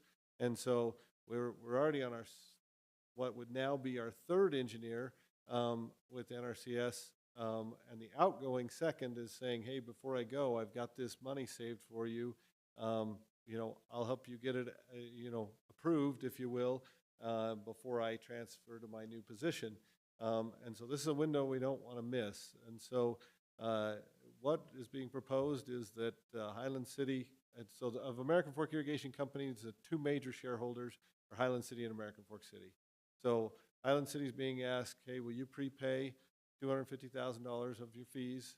And American Fork City is actually being asked to pay $750,000 and to help them raise the monies. Now, I want to make sure that the council understands that you know, American Fork Irrigation is not going to be able to run with no money over the next 5 years, right? It's likely once this construction gets going and they analyze their shares that there's going to be a special assessment to their shareholders. That would be across the board, not just the two cities, but they've got to have some time to work that out. So what is known is that we're going to pay fees to them every year. We pay about $66,000 in fees to them every year.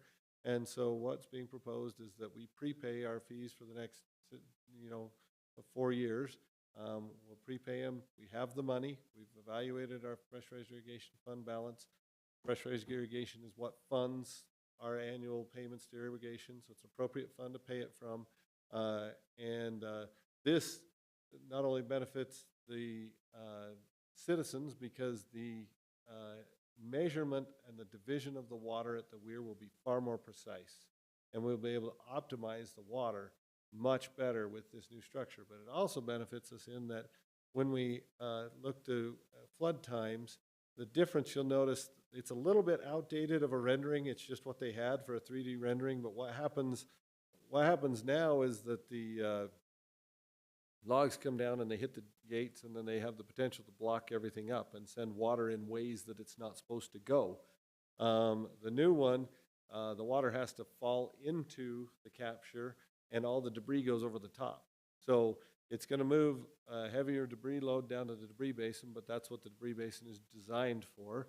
And it will make the flood fight a lot safer and a lot better here at this location. And so as staff, we would very strongly suggest that you authorize this. And this will create a budget adjustment this year. At the end of the budget year, we'll have to do the budget adjustment, but we just don't want to miss this window. You know, essentially we've got anywhere from $7.5 to $9 million that's being funded, and you know, we just got to push over that little edge to make sure we can capture the whole funding window. So I'm happy to answer any questions, but that's what's being asked. Questions on the weir? Scott? So this is, you mentioned the debris basin. Yeah. How we've appropriated funds to rebuild that. How Yep. far along are we with that progress? We're done, actually. Is it done? It's I haven't been done. up there to look. Yeah. It's done, and it is so much safer. You know, I know we're not facing, hopefully we're not facing the same type of flood flows as last year, but it's done, and it's much, much safer. If anybody wants to go on a tour, I will take you up there, and I will proudly show it to you. The one thing that will throw you off is when you go up there, you'll think, well, they did a terrible job on that concrete, the flat work, but we had them rough it up intentionally because it gets really slick. So I don't want you to think that they did a bad job, but they did what we told them to, you know. I'd like a make it- tour. yeah, So make it rough. last year with the high water, and we're going to have quite a bit of water this year, not as much as last year, but Yeah. Ernie John, who's now a councilman in American Fork, lived up there at the weir. And I've walked and looked at all of that with Mayor Thompson. And obviously, it needs to be rebuilt. And if nothing more, just to make it safer and more efficient. And so I support this appropriation because I think it's necessary. But one thing I was confused about in the reference material, it seemed like there was a big variation between what the federal government may commit to this. I mean, like $20 million difference or something? No, not like Yeah. 20 million, but they've for sure said this is the way I understand it, and Ernie has done all the direct negotiation with NRCS. Sure. But they've for sure said that, that they'll fund $7.5 million, but they've also said they'll fund 75% of the construction, plus they fund 100% of any of the engineering and other elements.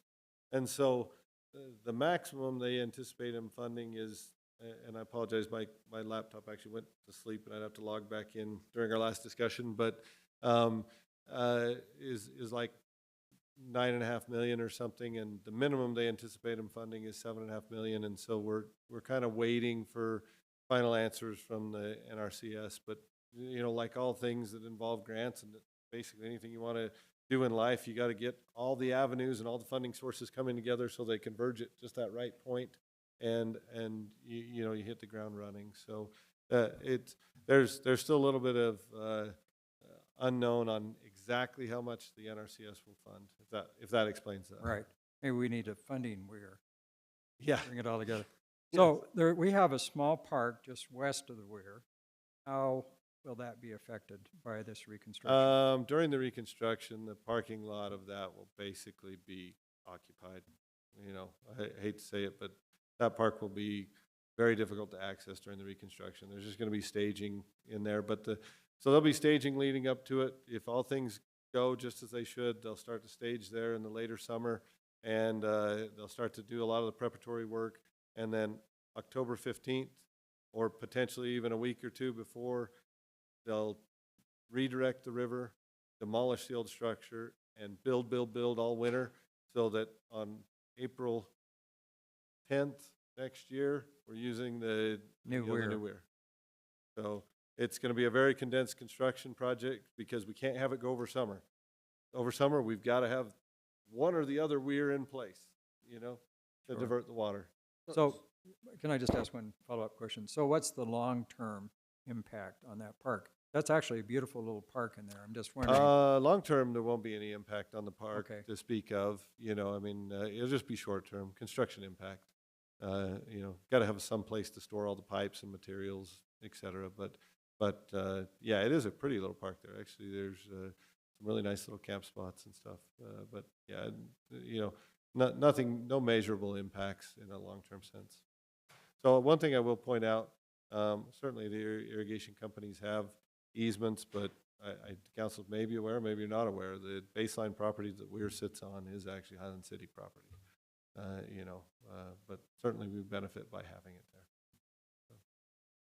Do we charge rent? He Different laughs. conversation for a different day. Brooklyn, He you who before holds the the motion. gold. Sorry to interrupt you, No, Mayor. you're fine. Is there other questions, or we have a motion here? I mean, in a sense, we're prepaying. We're We don't prepaying, have we're to pull a bond. you're prepaying money that you would have paid anyway. We do have the money in our fund balance, and it helps push us over the edge to where we can just make this thing roll. I'll I make the move that motion. the city council approve the agreement with American Fork Irrigation Company for the prepayment of $265,306, which will be used for the reconstruction of the diversion structure at the mouth of American Fork Canyon and partially offset the city's annual assessments until the prepayment credit is exhausted. I'll second it.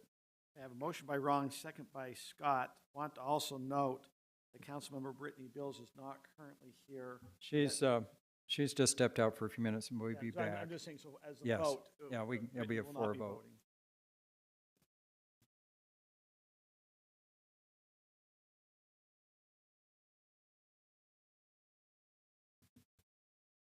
That passes 4-0 with Councilmember Brittany Bills not.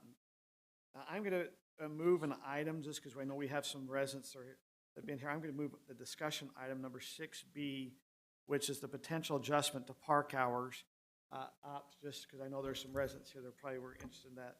So as we now will move to item number 6B, which is potential adjustments, and that's Aaron Wells. I'm not going to make Brooklyn jump through all those slides at this point, so I'm going to just try to talk through what I intended to discuss with you, and which we've already had a lot of the discussion, council. So staff had recommended that if you want to make some adjustments to park hours based on, we looked at the noise ordinance, the curfew, and our park hours, so we move it from 5 a.m. to 10 p.m., But delay or let's see, any use of fields or courts to 6 a.m. So thinking pickleball courts, I think it'd be a good idea to delay that use until 6 o'clock in the morning, but then allow the rest of the park to be open from 5 a.m. to 10. Right now it's 5 to 11. And so that was our suggestion, and I think that's where the council was headed, but wanted to make sure that that is still what you're thinking. Love it. Okay. What's the 5 a.m.? Is that for joggers? It's for early morning walkers, really, to allow for them to be there. What time do you jog? 5:30. Oh, okay, so. Those people do exist. Sometimes 5. 5 on Saturdays, yes. Okay. I think that's very reasonable, and I think there's a consensus on the council, basically. We made it a discussion item, not an action item, just because we weren't sure where things were going to be. So next city council meeting, we'll bring it back as an expedited item to just make that change throughout our city code. So give us 2 weeks, right? To yes. Get this in place. But then we can certainly work everything out with the police department in the meantime, and hopefully we'll have the live cams up and going at that point as well. So you also have down sound regulations on here, Rob or Aaron. Is there contemplating that we're moving the city's sound ordinances up citywide or just park or what? No, I don't think there's any proposed change. That was more just background information of all the various regulations we have on hours that could potentially affect this. So it wasn't anticipated to change that, just set park hours, maybe more in line with that. So council, you're okay with the 5 a.m. to 10, 5 to 10 p.m. with recommendation no program sports until 6. Until 6. Now, when you're saying programmed, so they're saying that you can have a soccer game start at 6 a.m.? We're intending that no use of fields or courts until 6 a.m. So thinking pickleball courts, football practice, soccer practice. We understand that could be potentially noisy, but I think that there's also a pickleball crowd out there who really is going to start at 6 a.m. Frankly, probably whether we say okay or not when it gets light in the summer. So it depends on how council feels about that, if you really are concerned about that and want to try to delay it until 7. What hours will the park be maintained? I mean, there's a lot of noise from lawnmowers and things. Our crews work from 7 a.m. to 5 p.m. Okay. By the time you get out, mowing is at about 8 o'clock, Josh, or 7:30 probably. Yeah. 7:15 is the goal, but that corresponds with our noise ordinance essentially, which is at 7 o'clock. Is that for any other direction you feel like we need to get staff? Okay, we've got that. Now we're going to come back to item number. And Highland Glen Park is an exception to that, right? Why? They're dawn to dusk. Yeah, okay. As long as that's clear. So dawn to dusk, that means the hours are shorter, right? It's dusk to dawn. It shortens it up in winter. Yeah, whatever. Especially. One way or the other. Yeah, you're right. So let me just ask a question. How are we going to enforce this? Is this totally Lone Peak safety, or is there any other things we do to enforce? What we'll do is we'll take assignments as council members to go. Is that what you're asking? Well, no, I'm just wondering. It will be Lone Peak safety. No, it's great to pass laws and ordinances. How are they enforced? Okay. For the majority, yes, but like was talked about, we are intending to get a live cam there at least through the summer months while the peak usage is really happening. And so at 10 o'clock, we can program it to say if it sees movement, okay, guys, time to go home. And then we can also remote in if we need to, is my understanding. Can you do neighborhood watch also? I mean, I have a I park like across that. the street from my house, and me and my neighbors just kind of go out there like around 11 and be like, hey, kids, time to go. I think that's a great idea.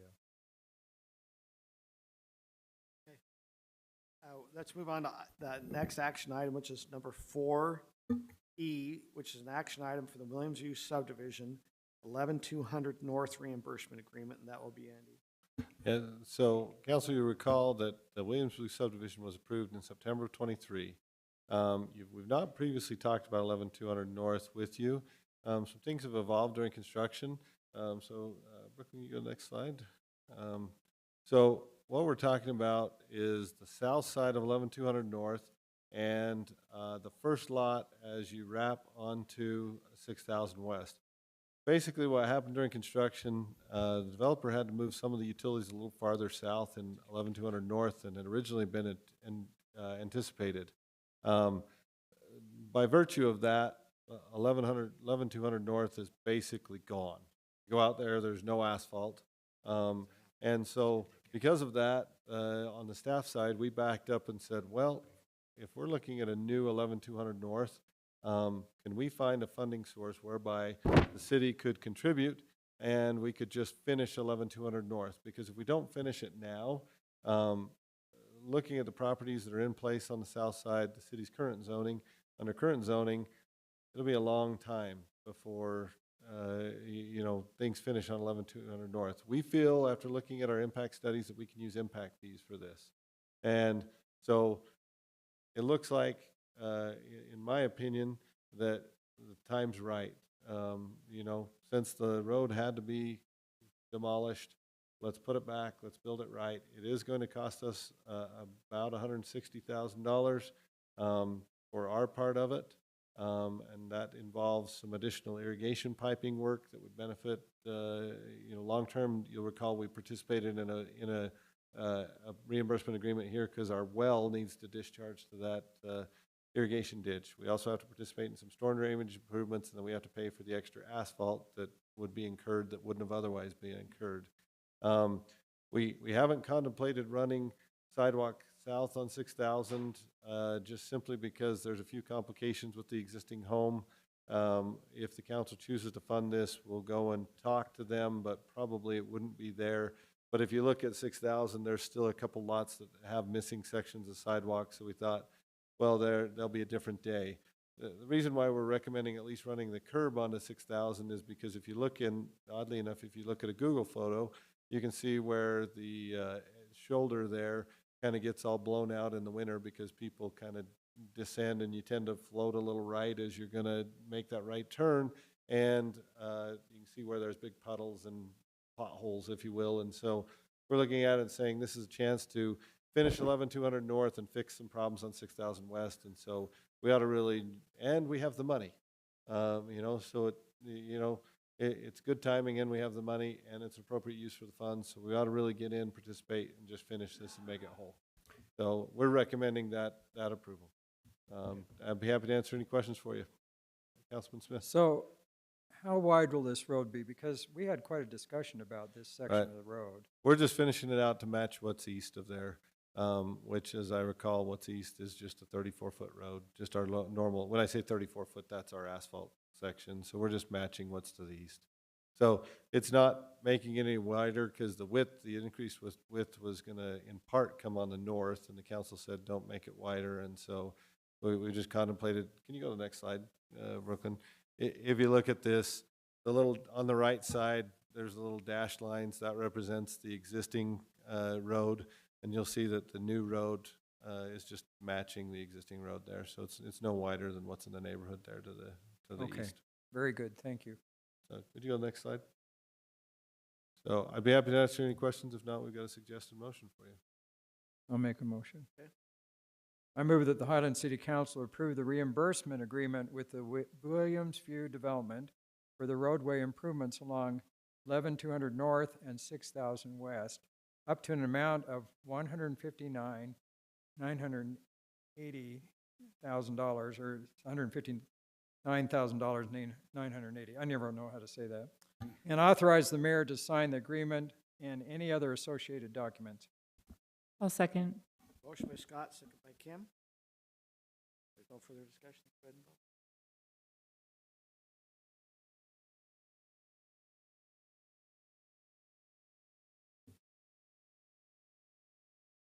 Passes 5-0. We'll now move on to number 4F, which is the Jordan Valley Central Utah Encroachment Agreement, which in a sense puts a kind of a crossing there by the Murdoch Trail. Correct. So just kind of background, the current fiscal year funded the construction of the pump station there. This is the pump station on the Cal Miller property, Cal and Candace Miller property. And we've got it out to bid right now, but it's going to span the fiscal years, and so next fiscal year's budget has this again funded in it. We previously approved a contract with COP Construction to make the connection to the pipeline to then facilitate this construction.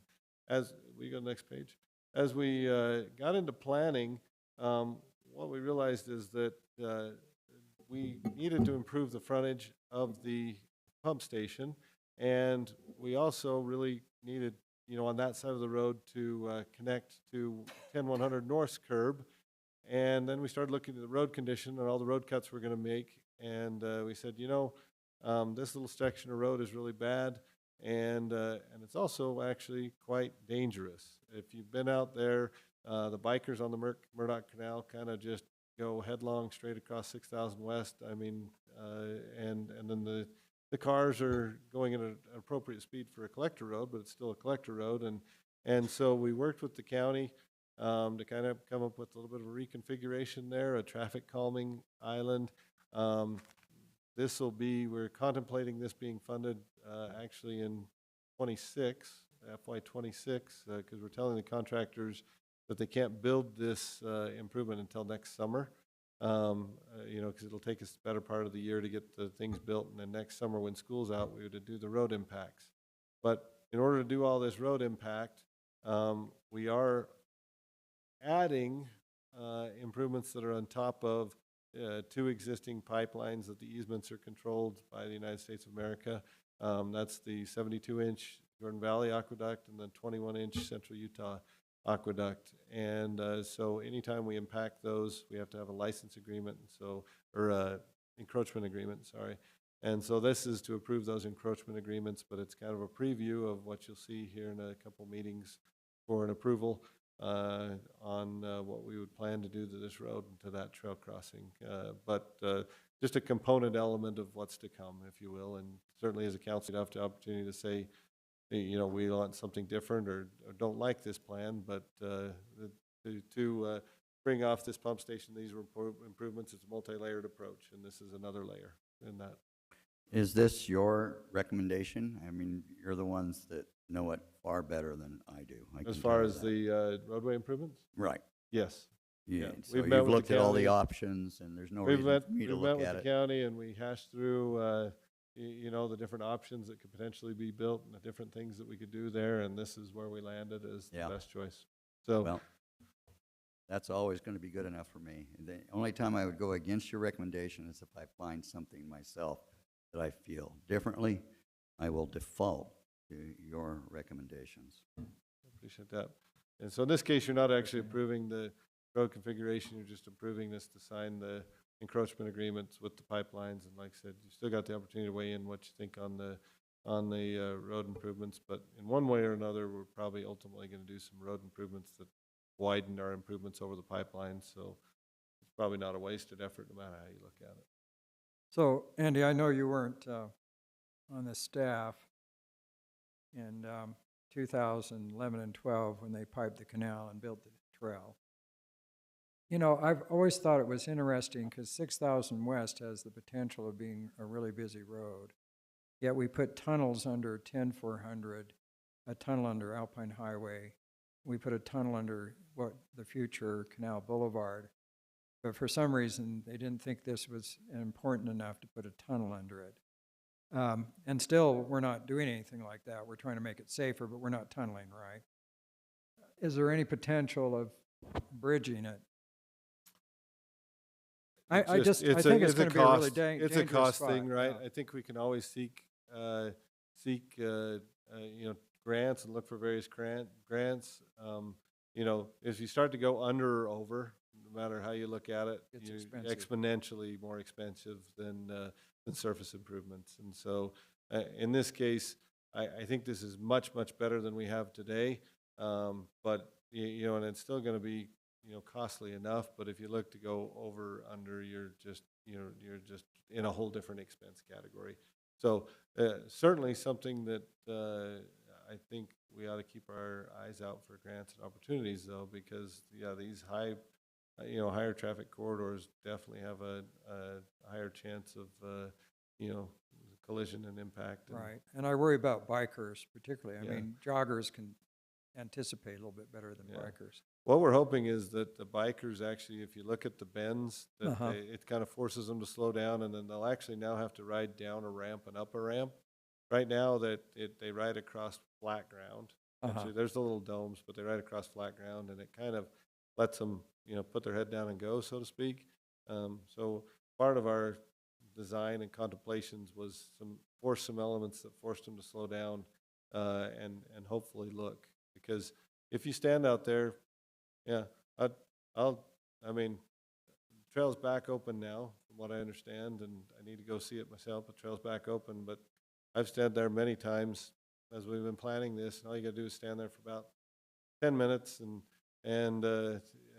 you get a little bit scared between it, and it's generally generally the bikers. It's not the cars. The bikers just. So this is a trail calming measure. This is a trail calming measure. Yeah. Right. Yeah. How about flashing signs on the trail? Oh or yeah, yeah, something? definitely. We'll put the RRFBs up too. That Right. you come up and you To notify this is a place where you got to slow down. But the bikers are never going to push the RRFBs, just the walkers. But we'll make them available. But yeah, we're hoping just through the geometrics and the things that you have to bump through and go over and bend around that it'll slow down the bikers. Okay. With that, we also need a motion Right. on this to be able to approve this, to be able to enter an interlocal agreement. Or enter an encroachment agreement. We need a motion. on that. I move that the city council approve the encroachment agreement and authorize the mayor to sign the agreement. I second that motion. We have a motion by Doug, second by Ron. Let's go to vote.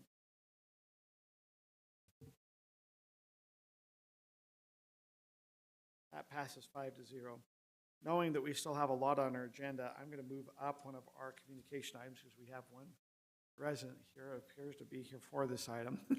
Number 7D, which is the fence ordinance, trail corridor, and collector roads.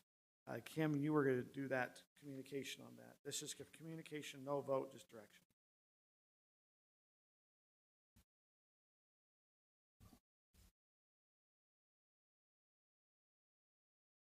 Sorry, I guess that.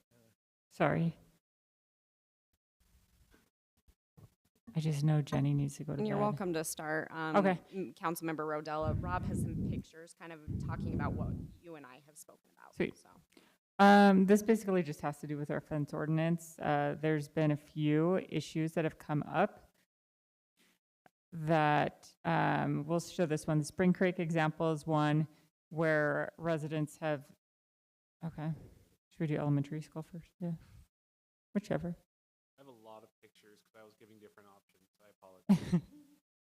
Yeah, so there's just basically been a few issues that have come up with fencing. And I think when we first started the whole trail thing, I think the intent of trails was kind of a Mr. Rogers kind of thing, you know what I'm saying? Where people went along the trails, said hi to their neighbors, hello, bonded, let's do, a barbecue tonight or something like that. And I think now it has evolved a little bit to people want more privacy. They don't want people peeking over their fence into their backyards along a trail. And so there has been some issues that have come up where people have put 6-foot fences in along a trail that, for example, like the Roosters here, they contacted me and they had put in a fence along a trail they did not know would be a trail. And it literally, the trail is the length of their house. It is from the street to the park, one house length. It doesn't create a trail corridor. It doesn't seem, it's pretty wide. It just doesn't seem like there's an issue with it being a 6-foot fence. And I don't know if you can show a picture of that. I saw it on there. Yeah, so Forward. we'll talk about, yeah. That one. So that one right there. It's 169 feet, and essentially it's between two houses. There's another issue where I had another neighbor contact me. She actually had been contacted by the city about some trees that had been planted behind her house by the previous homeowners. She did not plant them, did not know that the previous homeowners had planted them. They were on city property. And basically, the city contacted her and said, hey, these trees are messing with our sprinkler lines. You need to cut them down. Her reply back was, I didn't plant them. They're not on my property. So if you want to cut them down, cut them down. She backs up to a school. In the process of them cutting down, they actually caused some destruction to her fence. And when she brought up to the city, hey, is there any way you could fix the holes that were put in my fence? She found out that the fence was not permitted. It was supposed to have slats, was one of the things, but her thing was, I back up to a school, there's no fence on the other side, it's a chain link fence, and I have kids who are continuously wanting to try and throw their lunches in my yard, try and get to my dogs. So I think there's a lot of exceptions that we need to look at and really take a hard look at. Do we really need to have 6-foot privacy fences along all of our trails? Especially, I mean, not 6 foot. Do we need to have the 4-foot with the 2-foot on top, or the 6-foot slatted fences? Or can we have a little bit more solid privacy fences as well? So just open to discussion of what you guys are thinking, and if we can allow some, you know, more exceptions and less regulations on the 6-foot privacy. I don't know, as a homeowner myself, I really like my 6-foot fence. I'm not along a trail, but I don't really like people looking into my backyard. And so I can understand all these people living along a trail who would like to change this. At the same time, we need to take into account some public safety issues. You do not want to create, I'm going to say now I'm going on a runner. As a runner, I don't want to be in a very long trail corridor that is big, long, tall fences along it that could create some public safety issues for me as somebody walking or running along that trail. So if there's something we could discuss on the length of it that would still be able to create a safe environment, and also backing up to schools as another exception to that. Okay. I'd like to make a couple comments. I agree with your concerns, and we've talked about fences the whole time I've been on the council. And I understand where people are coming from, because a lot of people really do value their privacy. And then there was always a big debate about the 2-foot open part. And I think in the past, we basically said, if the trail corridor is wider than 20 feet, you can have a solid fence. Mm-hmm. Now, the problem with that is we have some neighborhoods where you have an open space neighborhood on one side, and they've been told they could have that, but on the other side, you've got another development, and I'm thinking of the Hollows, where they're going to put solid fences along there. So that's really kind of a challenge. So, you know, I think we just need to look at it and ask this question: how wide do we need the corridor before we can allow solid fences? And is there a concern about safety if we don't have open fences on one side? Because I don't think it's really the role of the homeowners along the trail to patrol the safety of the trail. Does that make sense? Yep. But at the same time, we want our trails to be safe. I mean, you're an avid runner. I used to be. I'm more kind of a fast walker now. But, you know, I understand both sides of the argument. So do you have a recommendation? I'd just like to learn what other cities are doing and how they're regulating it, and kind of come to a compromise there. I would love it to, you know, if there's a certain width, then we can allow it. If it's a certain length, then it's okay to allow that privacy as well. I thought the council had already decided that the 30-foot width was okay sometime last So year. if they're 30 feet, they can have 2 6-foot trails. Is that lower? Do you have that on here? Yeah, can we 2 actually 6-foot go fences, you back mean? a couple to the current regulations? So there's some weird rules about this, and it's fun to enforce. And we've have maybe a dozen cases where we're working with homeowners to fix fences, some of which requires some pretty costly changes to make. And let's just be when I say some of the issues is we haven't had, the homeowners have not come and gotten a fence permit. Some of the one you're bringing up is that they put a It's fence typically in no without a fence permits gone. However, I mean, yes, the homeowner should get it, but often they work with a contractor, and the contractor says, oh, I know the regulations, and then they put it in, and then the city eventually gets a report and says, your contractor put it in wrong, and you can't do it. So then the homeowner is sometimes, you know, stuck with a problem that they didn't intend to create. So I do feel bad. We are working with several cases just like that. So current rule is open fencing is always permitted. The bottom 4 privacy with the top 2 open is required if the corridor is under 30 and not adjacent to a road. So think of the new Foxwood Estates. We have that trail kind of right next to the Canterbury connection. It's right next to a road, so that'll be open. They can have a closed fence on the one side. The other requirement is if you have to have that top open if it's more than 30 feet, but still cannot be seen from two places. So even if it's a wide one, if it's still too long, the city will still require them to have it open. That gets a little tricky for us to enforce just as a staff level. I've had requests on, say, Murdoch Canal for privacy fences, and it looks weird to me to say you can't have a privacy fence on a corridor that's 90 to 100 feet wide, because it doesn't quite meet the code, but it also doesn't seem reasonable to say that seems very open. And then you can have privacy fencing. So basically, you can have that privacy fencing if the space is wider than 30 feet and you can see it from two public areas. So then I walked, I had a couple hours this morning. I went around and took some pictures and things. So the next one was just some examples. So you can see, get some gauges on length. So the next one was from Windsor Meadows. That was about 100 foot. And when I say 100 feet, that's the total property length.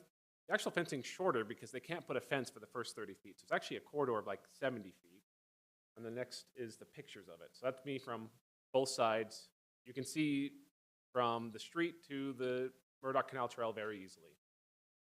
The next was the Spring Creek, again, 170 footish, again, about 140 of actual fencing. And the next is the pictures. You can see from both the parks. On the one side, I'm standing in the park and then taking a picture out, and then the other was looking down into the park. The next one, I found a trail corridor about 280 feet. This, again, is one lot, but it's a deep lot. And the next will be the pictures from it. It does feel very much more close. However, they've done the fence correctly with the top open on the side. The other side just has done some things.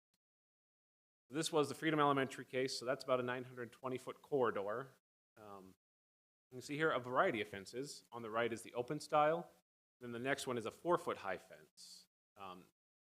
And then the fence at question, that's the 6-foot privacy fence. This is me just walking down the trail, and the last picture is just looking back.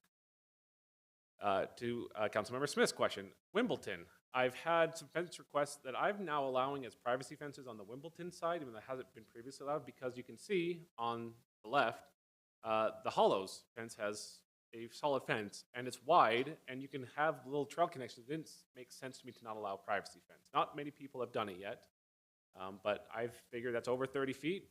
It seems very visible, so I'm allowing it. Yeah, I know someone who's going to build one. And then the next one, this was from Ridgeview. This is a very narrow one, but it's short, but about 35, 40 feet wide. Example of this wide, you could have a privacy fence. So those are just examples for you to look at. Then I have another item to discuss regarding fences once you think through that. Can you go back to the Spring Creek one? So a question is on the Spring Creek is if there's if the neighbor onto the, I guess I'm just looking, if the neighbor puts a fence in, will that be 20 feet wide? I mean, it's about 20 feet. It's a 10-foot trail, and then okay, Josh is still here. It's about 5 feet on either side. It's about a 20-foot corridor. They actually had posts in there. They're waiting on the council's resolution of this to decide what fence they're going to put. So one of the thoughts is, I think this is what your Kim, you're saying, hey, if you can see from one side and it's open to the other, do we need what's the thought process behind trying to have the open on it? And I think that comes back to the comment from public to public. Would you approve that? When you're saying you're approving some, you can see from public to public. I can't because it's under 30 feet. Oh, okay. So the Wimbledon one is over 30 feet now with the corridor, so it looks open enough to me that I'm approving it. This one, I can't under the code. How wide is this again? Under the 20 current feet. code.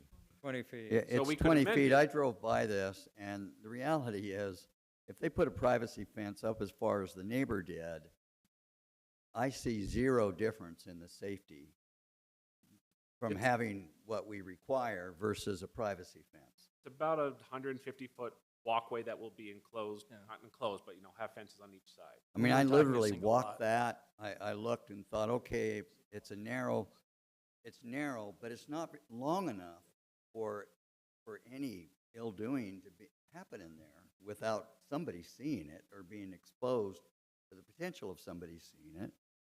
So I hope we err on the side of some flexibility on these things. I'm not sure 30 feet wide is absolutely necessary. Maybe there are cases on shorter corridors where we allow for 20 feet. Are you thinking like 200 or under, then it could be. up to- 200, it sounds like a good number, but I'd want to look at it a little Yeah, closer. that's what I'm saying. but it's- Yeah, Okay. something like that. Because you got to be careful getting too long of a span. Just walking the trails. I agree, and safety is important. I have always wondered on North County Boulevard, that tunnel that goes under there, that just seems dangerous in there. I've been through there, but I've been there on a bike. I've not been there walking. It's only dangerous when it fills with water and then is ice, and then you yes. go run down it. Yeah, that would be a problem. It's heavily used. I think it's pretty safe. I go under that all the time. And I So- just walk So fast. council, you're okay to look at? Yes. If the corridor is 20 feet and it's within the 175 or 200 feet, that would be something that we look at amending, not requiring the 2 feet open. Yes. I think you got that. And then the next one I want to bring, I had a different resident ask me about this, actually a few residents. So this is the side lot fencing along streets. So the current rule is you can put it on your property line if it's open, or 6 feet back from curb. So basically ends up being right at the back of the sidewalk. If you want to have it be a privacy fence, you have to move it 14 feet back. Now the open style fencing is 66% open, and I have a fun little diagram to show you about how we calculate that. So just so you know, a general street layout, you'd have 4 feet of park strip, 5 feet of sidewalk. So if you're setting back a privacy fence, there's about 5 feet there that just kind of becomes no man's land. It's private property, but it just becomes kind of an empty space. For state highways and our arterial streets, we have a much wider setback requirement. But the question I had, a lot of people with Canal Boulevard in particular, or 4800 West, can they move their fence closer to the road in order to have more, keep their property, but have a better barrier for sound against Canal Boulevard? So this is Canal Boulevard. I took the pictures. These are great examples of what I was talking about. So the one on the left, they put it on their property line, and it's open style fence, so it's perfect. The one on the right, they moved it that 14 feet back from curb and have it privacy. So you see that strip there, that's private property. It kind of gets maintained. I don't know if sometimes we do it or if they walk around their property with a mower and come out and do it, but they're maintaining that. So the question they're asking is, can they put a fence, let me go back, sorry, that privacy fence right next to the sidewalk? Can you go back? Forward. Or forward, whichever. Just to the pictures, yeah. So that privacy fence, could they move it so it's the back of the sidewalk? Now, it does tighten up that sidewalk area as you're walking next to it. So it's just a... So I have some neighbors that have some fencing probably right up by it. You can almost, the concern is I don't see people walking on that. They always favor the other side because if they're on a bike or that, it doesn't feel as welcoming to walk when you have a fence right next to it. And if you're on a bike and you want to avoid, maybe you're less confident of a rider, so you don't want to ride on the street. If you're on the sidewalk, sometimes you're not supposed to do that, but you're not going to ride on the one on the left because you can catch your handlebars very easily on a fence when it's that close. Riding a bike, there's no way I'd go down on the one on the left. I just would not do it. So that's still permitted. It's just an open style fence. It's just, do you want to encourage people to put in that privacy fence closer to the sidewalk or not? And then I next, have some in my neighborhood that I notice everyone tries to steer away from ones that are right up to it. And I actually have a pasture fencing that's right up close to it. And I've had several neighbors, because I even have like gates, they say, could you just push that gate in just a little bit so we don't hit the little, the gate opening? And so I even kind of bend it in a little bit. But, but that's the only concern I can see is that I'm just showing how people walk. They don't favor if there's a big fence by it. sounds like there's not a great consensus to change that code. That was my only concern of what, just the functionality. We've all walked it. Do you like walking where the fence right by it, or? I don't object to changing it, but I don't feel any strong desire to do so. That sounds like kind of where the council, so I probably won't touch that. Can we go to the next one? No, I know it's hard to believe, but I don't have an opinion. So with the trail fencing, we talked, we have the 4-foot privacy and the top two are open. That works really well. So for that street side fencing, I don't know if you can see my red marks on there diagramming it out. Someone put a fence. They said they're going to keep it 66% open, and they wanted to put it on their property line. You can see it ended up being 2 panels kind of closed, 1 panel open, and we had to go out and measure bars and slats to try to calculate what the exact percentage of open versus closed. The normal thing you think of is like slats, But they're like, well, it does say 66% open over the entire fence. You're right. So I came with a calculation, and they're gonna have to remove some areas in order to make this work. Does the council want to give some clarity on this and have it just be slats? Or are you fine with this kind of, as long as they can make it work, they can make it work? I just figure if I'm touching the fence code, I might as well get direction. So let me ask you, this fence on the left is 8 feet. Oh, yeah, sorry. That's the second thing I wanted to talk Oh. about. Retaining walls. We don't define what a retaining wall is. Under our code, if you have a difference in grade, you can put a retaining wall. Building code only cares if there's 4 feet of difference. So you can have a retaining wall and a fence that total 8 feet in height. I've had people try to submit planter boxes behind their fence that are 2 feet tall as a retaining wall. I've had people just submit an 8-fall concrete fence where they have some kind of fence is just kind of holding it. It's not designed as a retaining wall, but it is retaining dirt. It ends up being, I kind of give them the benefit of the doubt a lot of times. That's, I think, my job. So this one, they've raised their property up 2 feet on the inside of their fence so they can have an 8-foot fence. It's just I'm trying to figure out the 66% rule on top of that. So do you want to have a definition of retaining wall that specifies what that is? That it can't just be a fence that is 8 feet tall and we just count the bottom 2 as retaining, you know, because you think of a standard retaining wall, you have like a concrete wall or a rock wall and something Sure. on top of it. Or do you care? Because if you don't care, that's fine too. I thought we addressed something. We did, and because there was the problem up in Highland Hills with And in that. So Spring they- Creek. Someone put a 4-foot retaining wall right on their property. It became, you could walk in the Spring Creek Park, you can see the fence Yes. jumps up and then it goes right back down. So we changed the code to address that. Basically, we say you can't raise it and you can only have 8 feet of closed wall from the lower property. Now that, as long as the bottom 2 are a retaining wall. That just means people are now doing an 8-foot fence, raising their property 2 feet on the inside and saying, count the bottom 2 as a retaining wall.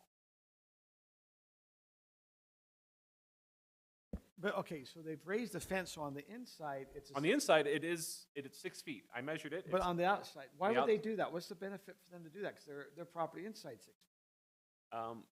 Sometimes it's because they want landscaping, they have a grade in their yard. Sometimes it's because it does result in greater privacy. They now can have an 8-foot wall where the bottom 2 is a retaining wall. So from the street side, the public side, it's much harder to see into their yard. I'm going to say, just looking at the Spring Creek neighborhood and what happened there, because they did not do the retaining wall thing, but then their neighbors did. And so it's off. It basically means, yeah, and it's just a way to circumvent the 6-foot fence. And I don't need correct direction on how you want me to solve it, more of, is this an issue you'd like me to look at and try to address? Yes. Yeah. Yes. And any more specific direction on the 66% rule? Do you care if they do it like this and they open it up a little bit more, or do you want it to be more specific of make it slats type thing? I don't care. I like less regulations, period. I don't care. Okay, that'll stay. We'll look at the retaining wall. Have you got, Kim, you had this as a communication item. Have you been able to communicate the fence situation? Yeah, I think the only one is like up against elementary schools. That was one that was an issue. I mean, there's a trail behind the elementary school, but there's a chain link fence on the other side. Just living on the other side of an elementary school, I mean, there's kids that are going to be walking along there and essentially throwing their homework in people's backyards because they're slatted or, you know, they're not allowed to have privacy. So the question is when the schools come in, do they have to ask for a fence permit from us, or are they exempt to that? They're supposed to. Oh. The schools are subject to our zoning regulations. I don't know when that fence was put in, but it was probably a long time ago. If they were to rebuild it, we would probably try to talk to them about it. Because we don't allow chain link fences. We do not. So that was the trail corridor. It is a narrower one where we would require privacy open on both sides, or at least 4 and then open. Does the council want to address that as well? Or do you want to have an exception for that kind of thing where it's more of a public space next to it where they're not doing it? Public space. You're saying if there's public space, they don't have to have a privacy? Yeah. or they don't have to have the open. Yeah. Right now. I is agree with that. I agree with that. If it's next to, can they go 4 feet plus the 2, or you're talking the whole thing has to be open like a slat? 4 and 2. You guys want to change if it's public on the other side that's open?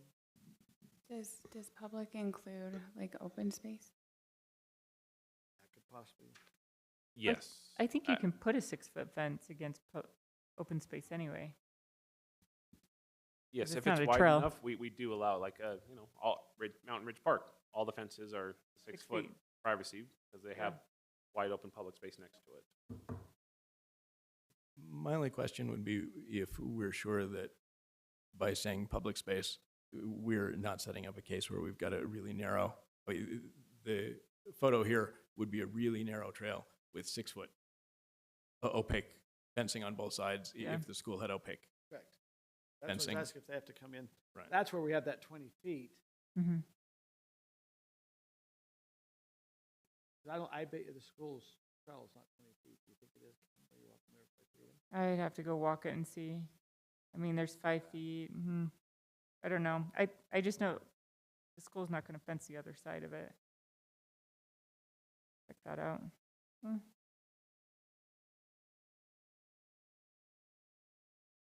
I mean, that's what it looks like. That's an illegal fence right there. Under the current code, both of those fences are illegal. Chain link on the left and the 6 foot privacy fence on the right.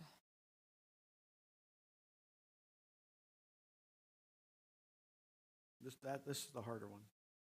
If we were to update our fencing regulations so that schools could also use chain link in addition to the municipality, as long as it's open chain link, then I would be good with that change. Yeah. For backing public space. I feel like all I schools agree use with that. chain link.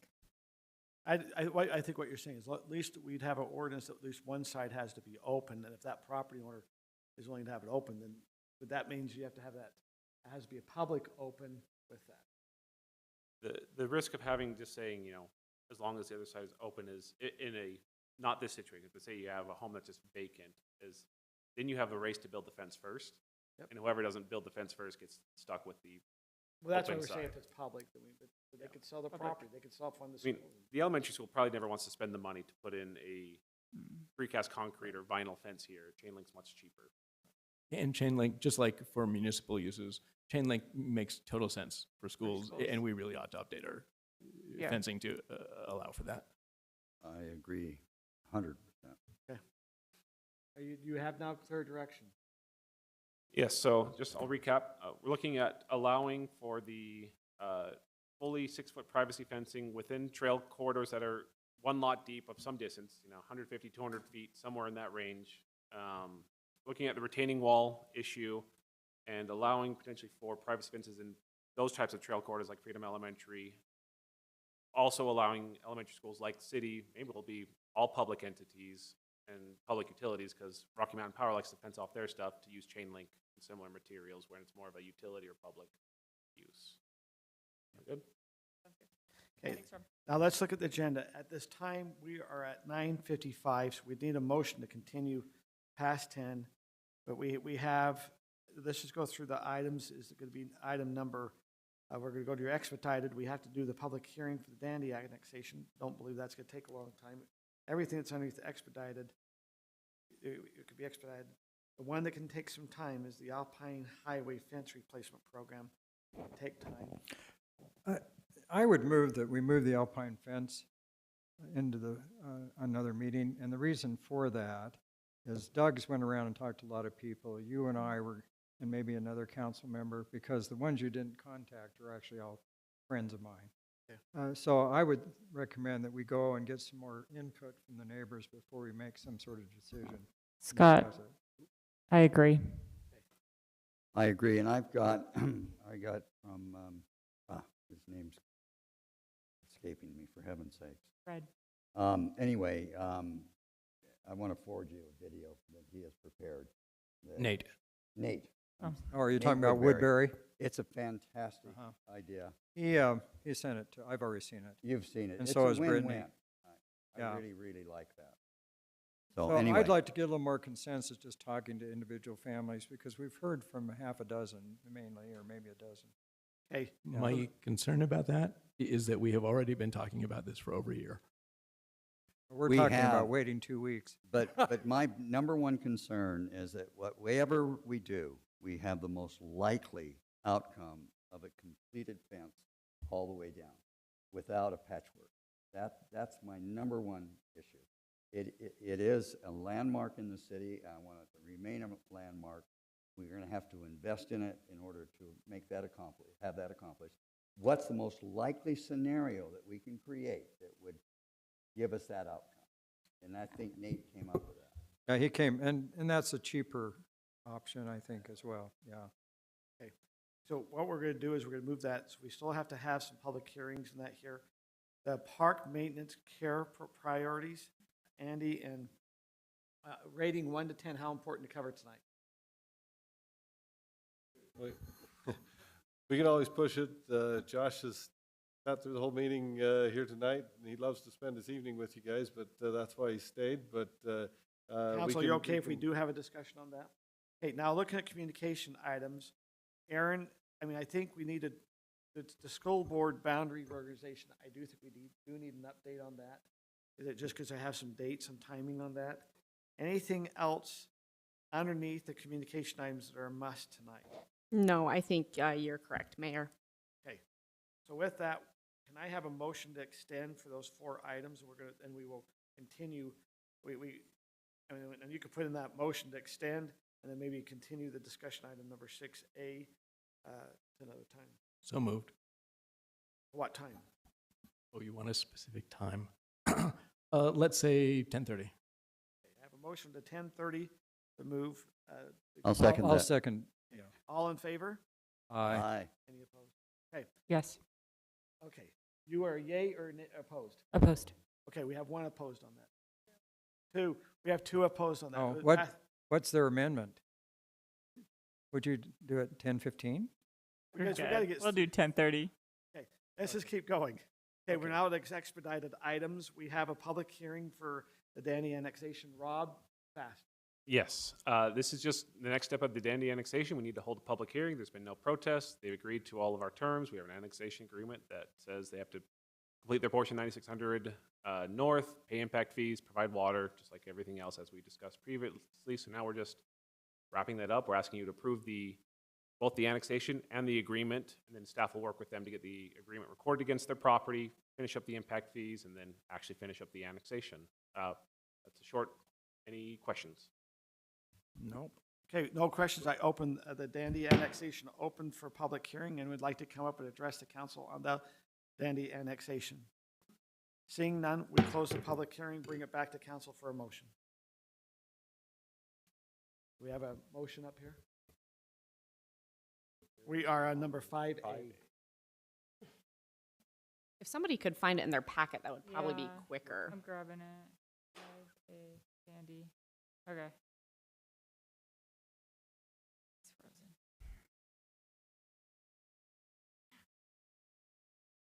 Go. It was coming up. It's coming. Okay. Right there. That's right there. I move that City Council approve the annexation agreement, adopt the ordinance approving the Dandy annexation subject to the conditions set forth wherein. Seconded. Motion by Kim, second by Scott. All in favor? Oh, actually, we have to go to, want to just do a voice vote, or do we have electronic vote? Aye. Voice, We'll please. start with you, Ron. Yes. Kim? Yes. Doug? Yes. Scott? Yes. Brittany? Yes. That passed 5-0. We're now on to, I guess we decided to do number 5B, which the ordinance is the campaign finance regulations. Rob, It isn't timely if you want to skip it, Mayor. Up You want- to you. Council, we want to do this one. It's expedited. Have you read it? Are you familiar with it? I've read it in different things, but I don't know if we have to pass it tonight, because there's We not don't going to be have a campaign for a while. Okay, we will continue that Not item. time sensitive. Okay, we are now on to the park maintenance. It's a number 6C. Park maintenance care priorities, trail corridor, and natural vegetation. And that is you, Andy. And And Josh, thank you for taking a minute. Like I said, Josh loves to come to the council meetings and spend the evenings with you, but We'll try to be quick. So what we're going to talk about is we've had a lot of focus about spraying along the trails, the sticker weeds particularly, and the mowing along the trails, and then the mowing of the native areas in the city.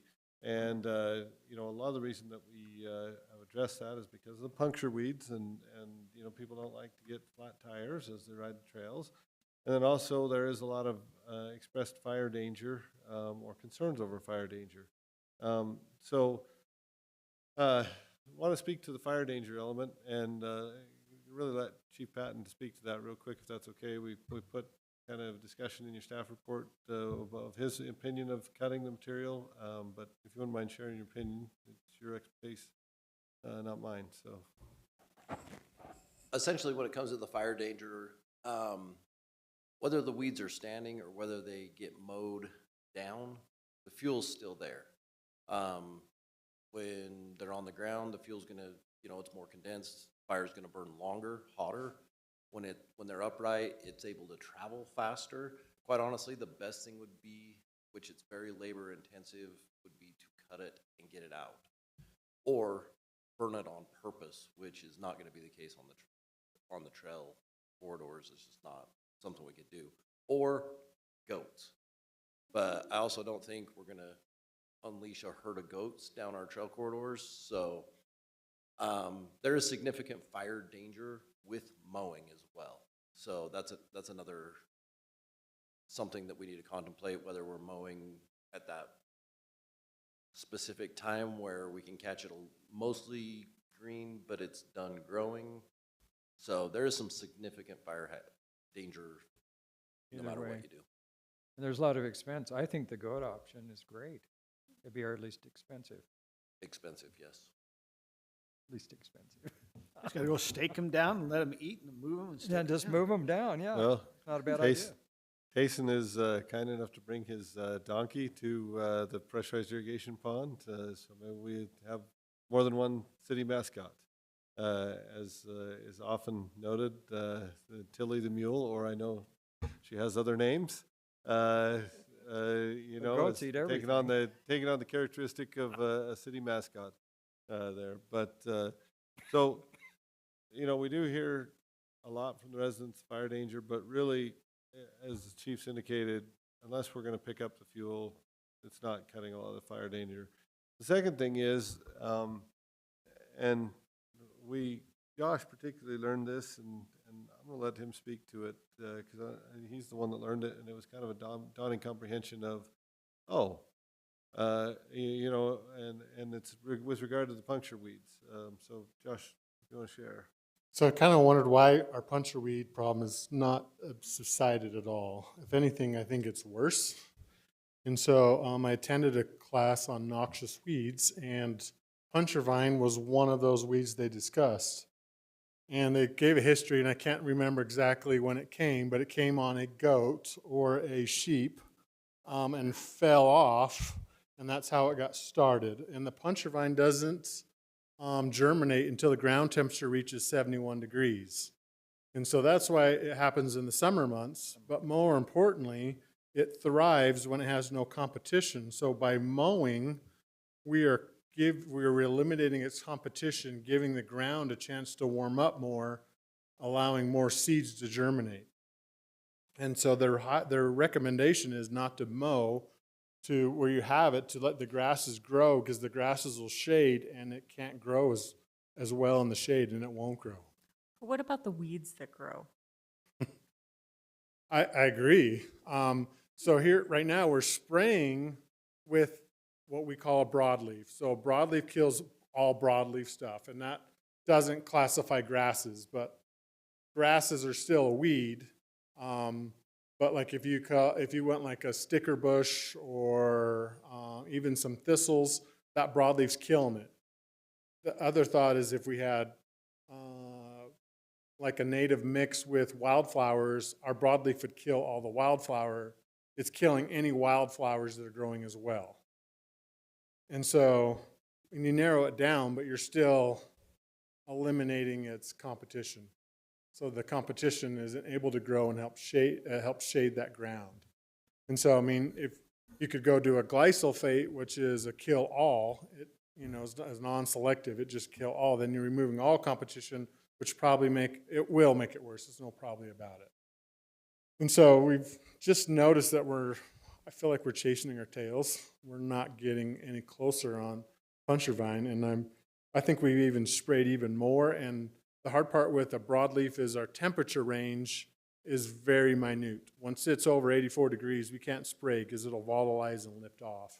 And so we have to spray the first thing in the morning and then be done.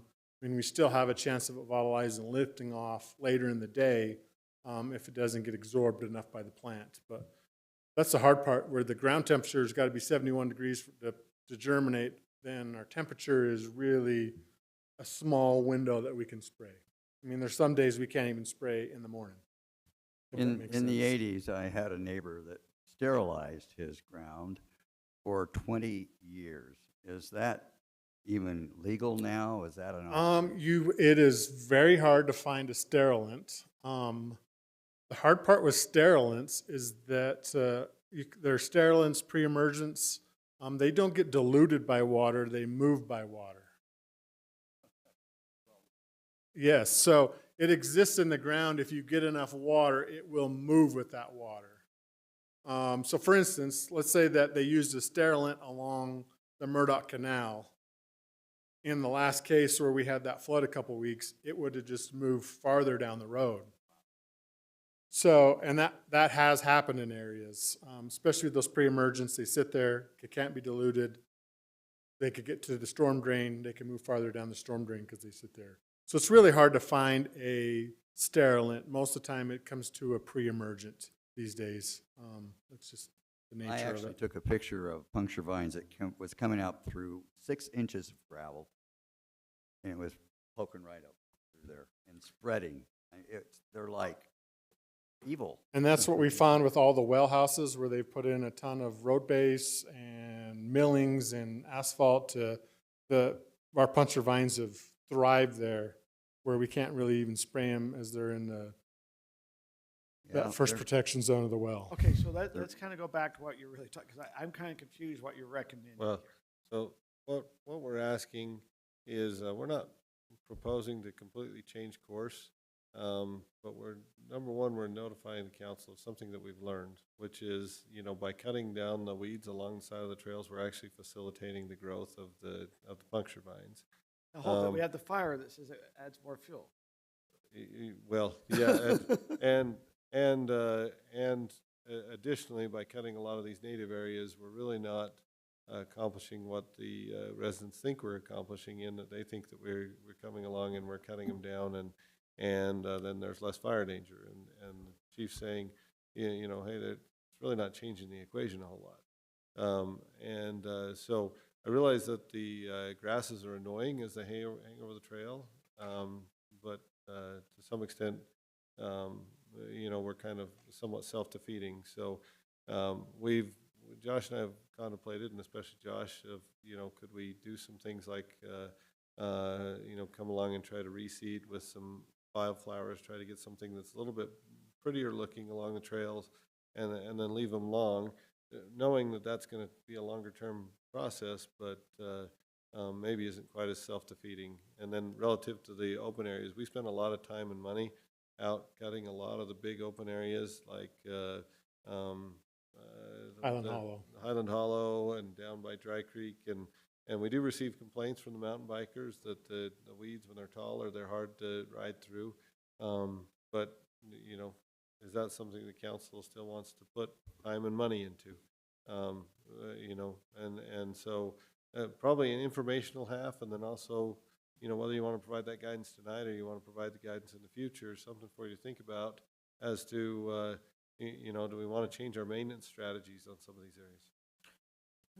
I'd like to make a comment. So I think there's some areas, like on the trail that's up on the west side of Lone Peak, it'd be okay to let the grass grow up and the weeds and different things. But I think you're going to have a real problem if there are trails that go through open space neighborhoods and we don't maintain them. I agree. Because there's a difference between perception and reality. So you've told us reality tonight, which I think is very educational because I didn't realize this. I think it's very good to know this. But the perception among people, if it's going through open space neighborhoods close to their homes and you have these tall, dry weeds, their perception is going to be that that's a worse fire hazard than if they're cut off a time or two during the year. So, you know, regardless of which way we decide to go, I personally think it's going to have to be individualized for certain areas. Some areas this might really work well, and perception will meet reality. But I think you're going to have trouble in open space neighborhoods. I think you're going to have people in here complain and say, why have you got this fire hazard behind my house? The other thing I do worry about is with tall weeds. So we're going to eliminate the puncher weeds, wildflowers, all that stuff is great. I understand that and be supportive. But you get those tall weeds, you also give a lot of little critters that like to live in them, like snakes and rodents and stuff. And so I think that's something we have to kind of consider too, because if there's no ground cover, they're not going to be there as much, I don't think. Now, I'm just saying that off the top of my head, but I think you got to be careful with areas that are close to people's homes because of perception, not reality. I think what Scott's saying was probably pretty wise advice, meaning that we probably have some areas that don't need to be maintained, but there might Right. be some that we need to look and go, hold, this is, I mean, like you look over in Windsor Meadows, okay, there might be some areas we do need to maintain in Windsor Meadows, but there might be some other areas where it could be native. Right, And let it grow. right. And I think we're gonna have a recommendation, Josh, going, okay, this area in Wimbledon, we need to cut down close by the trail because it's so close to homes. But other areas where it's maybe further away, I don't think we have to. Yeah, or behind Lone Peak, I think it'd be great to have the weeds. I agree with Scott, and Scott, I kept track. You've agreed with Kim 5 times tonight. I know. It was hard. Hard, it sounded like you guys. I understand that it's really late to be thinking about it, but would it make sense to put a poster together for the open house to start educating residents about this? Why not? Have a little flyer and say, Or just even pictures. we're print thinking some about pictures this. up of weeds. Yeah. We'll do what we can. You'll have to I mean, educate. can't hurt, you know, to get a little bit of education out there. And, you know, like I said, when Josh came back from his conference, it was kind of like a dawning comprehension. I went, oh yeah, but the way areas that I always see those sticker weeds and puncture weeds really thrive is all the areas that are hot and open. And it was kind of like a, you know, one of those type of moments. And so, yeah, I think a little education would be good. Well, okay, I have a pasture and I spray up around all my fence. I try to keep it back. That's where every sticker weed's at. If I just let the pasture grass go, I don't get sticker weeds. I mean, so what you're saying, I just need to let it grow up, probably up by the, you know, a little bit close to, I try to keep it nice. I go out and spray. I even try to kill it, just sterilize it. It still doesn't last. But that's Gasoline makes sense. And works. it's these sticker weeds. It just, you know, Yeah. I can't get ahead of them. You know, it's on my own property, but I'm going, yeah, in the middle of my pasture, I don't have problems. This reminds me of the very accurate adage that for every complex problem, there's a simple answer. That's wrong. And 90% of the public would think exactly the opposite of what the reality is. So getting that education out there, I really support that. My wife was right. I'm just going to say that. She kept telling me it was my wife. Anyway, is there anything else you guys need direction on that? Josh? I think we're good. Yeah, we got where we're looking. Hey, thank you, Josh, for being here tonight. Appreciate what you do on our parks. Hey, just real fast. Serious, thank you, Josh. Employment-wise, are we getting staffed? Okay.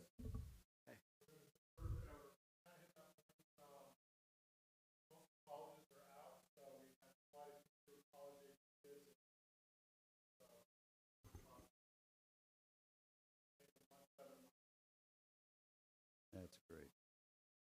Good. They cut you off for 2 days.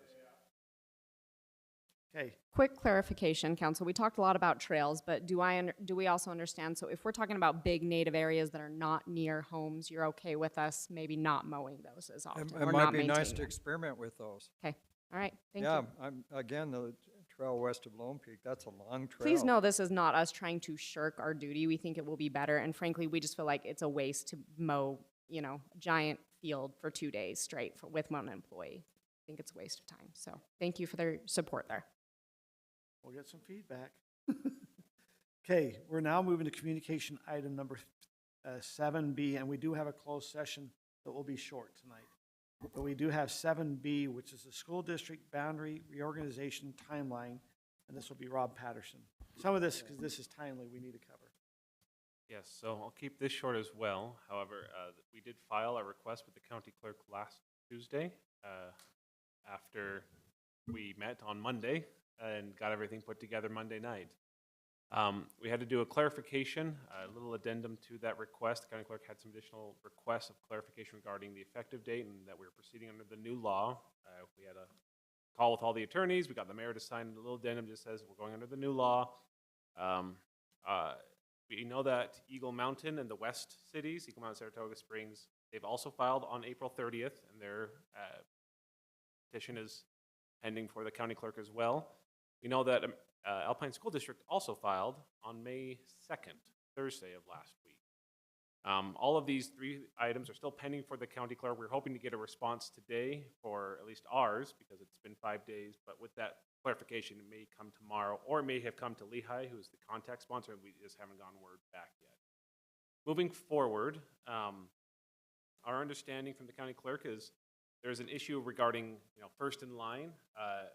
The indication, at least so far, none of this is final, is that, assuming our petition meets all the requirements, we think it does now after we've had our conversation, he will certify it, and he will allow the Lieutenant Governor's office to decide that conflicting ballot measure potential issue. So that's something that's coming up, but in the near future, now moving forward, once we get that certification, or if it's expired and we are deemed approved, we have to have a formal report and recommendation presented to the city council, and actually to every city council in our local agreement, regarding this option, the 3-way split, within 30 days. So beginning tomorrow or today, depending on how that worked out.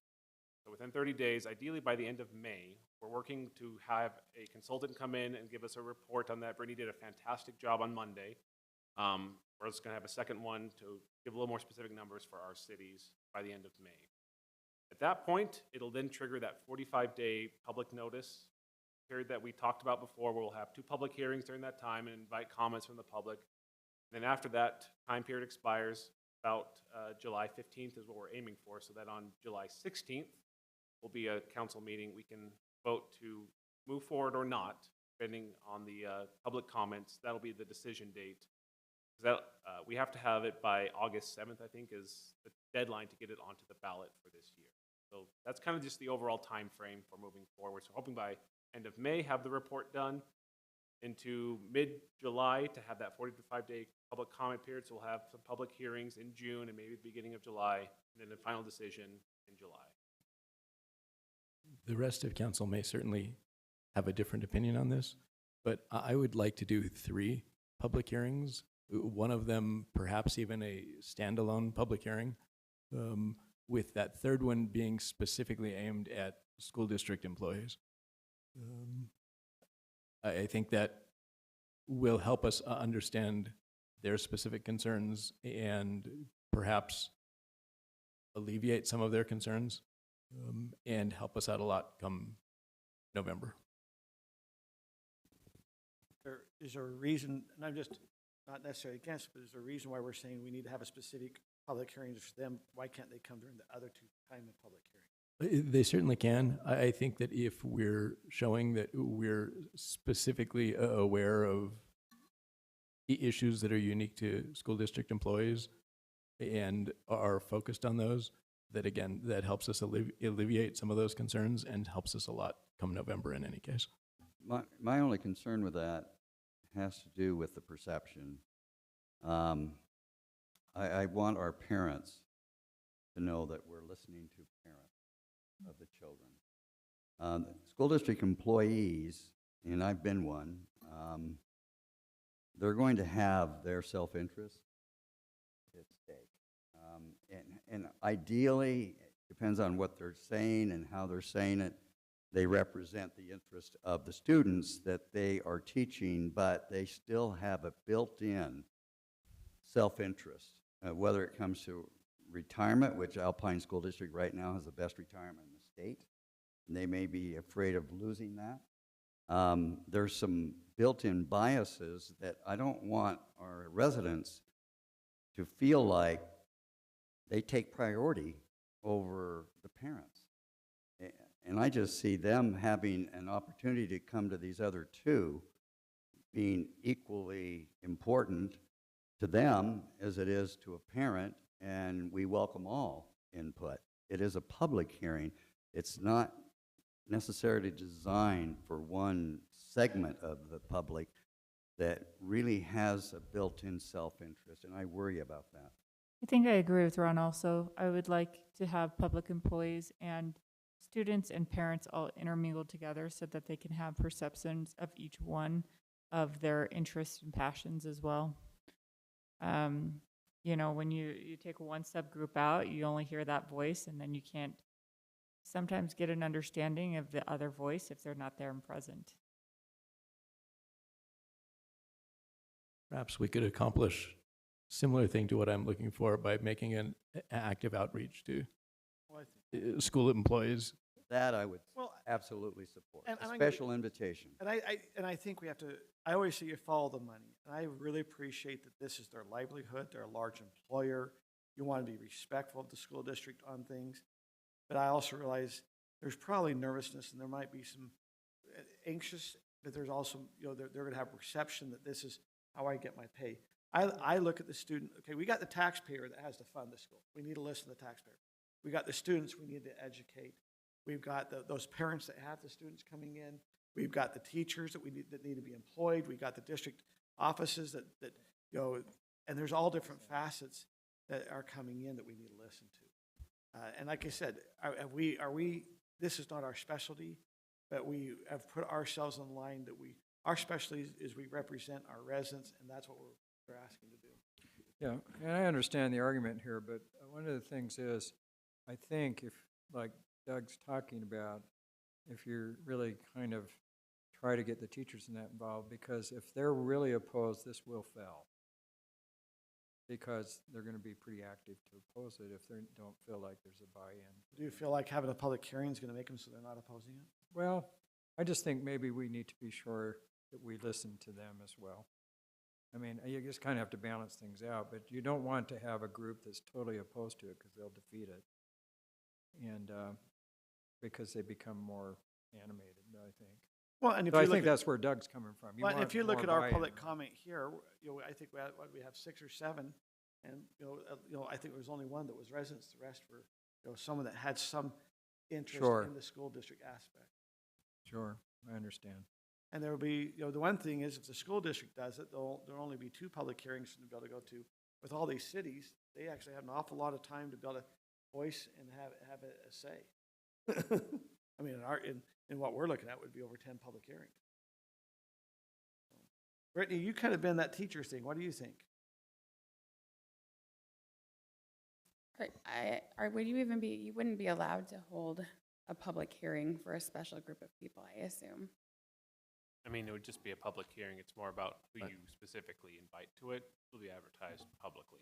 I think it's a good idea to invite teachers to one specific hearing. I think there are some times that teachers have things on their mind that they're not wanting to talk about in front of a group of parents necessarily, and conversations that they might be more comfortable having separately. So, I mean, I think more input's always better. So maybe not have a special session for them, but make an effort to make sure they know that they're Would it be better to have an open house included. versus a public hearing? That's- You could have an open house. That's where right. They could come in and you have more of an interaction where it's not public hearing, but you're more down on the floor talking with them. I don't know. And I think that way you get groups of people who come together and you're able to hear more people, right? Because you come with your friends or your people who have a common interest. Okay, back on this timeline, anything else we need to cover, Rob? Okay. If there's nothing else, I will take a motion to go into closed session. If that's So moved. For the purpose For of. the purpose of, Reasonably imminent litigation and potential property acquisition. so moved. Have a second? Second. So Doug and Kim, all in favor? Aye. Aye. Aye. We are now in closed session. It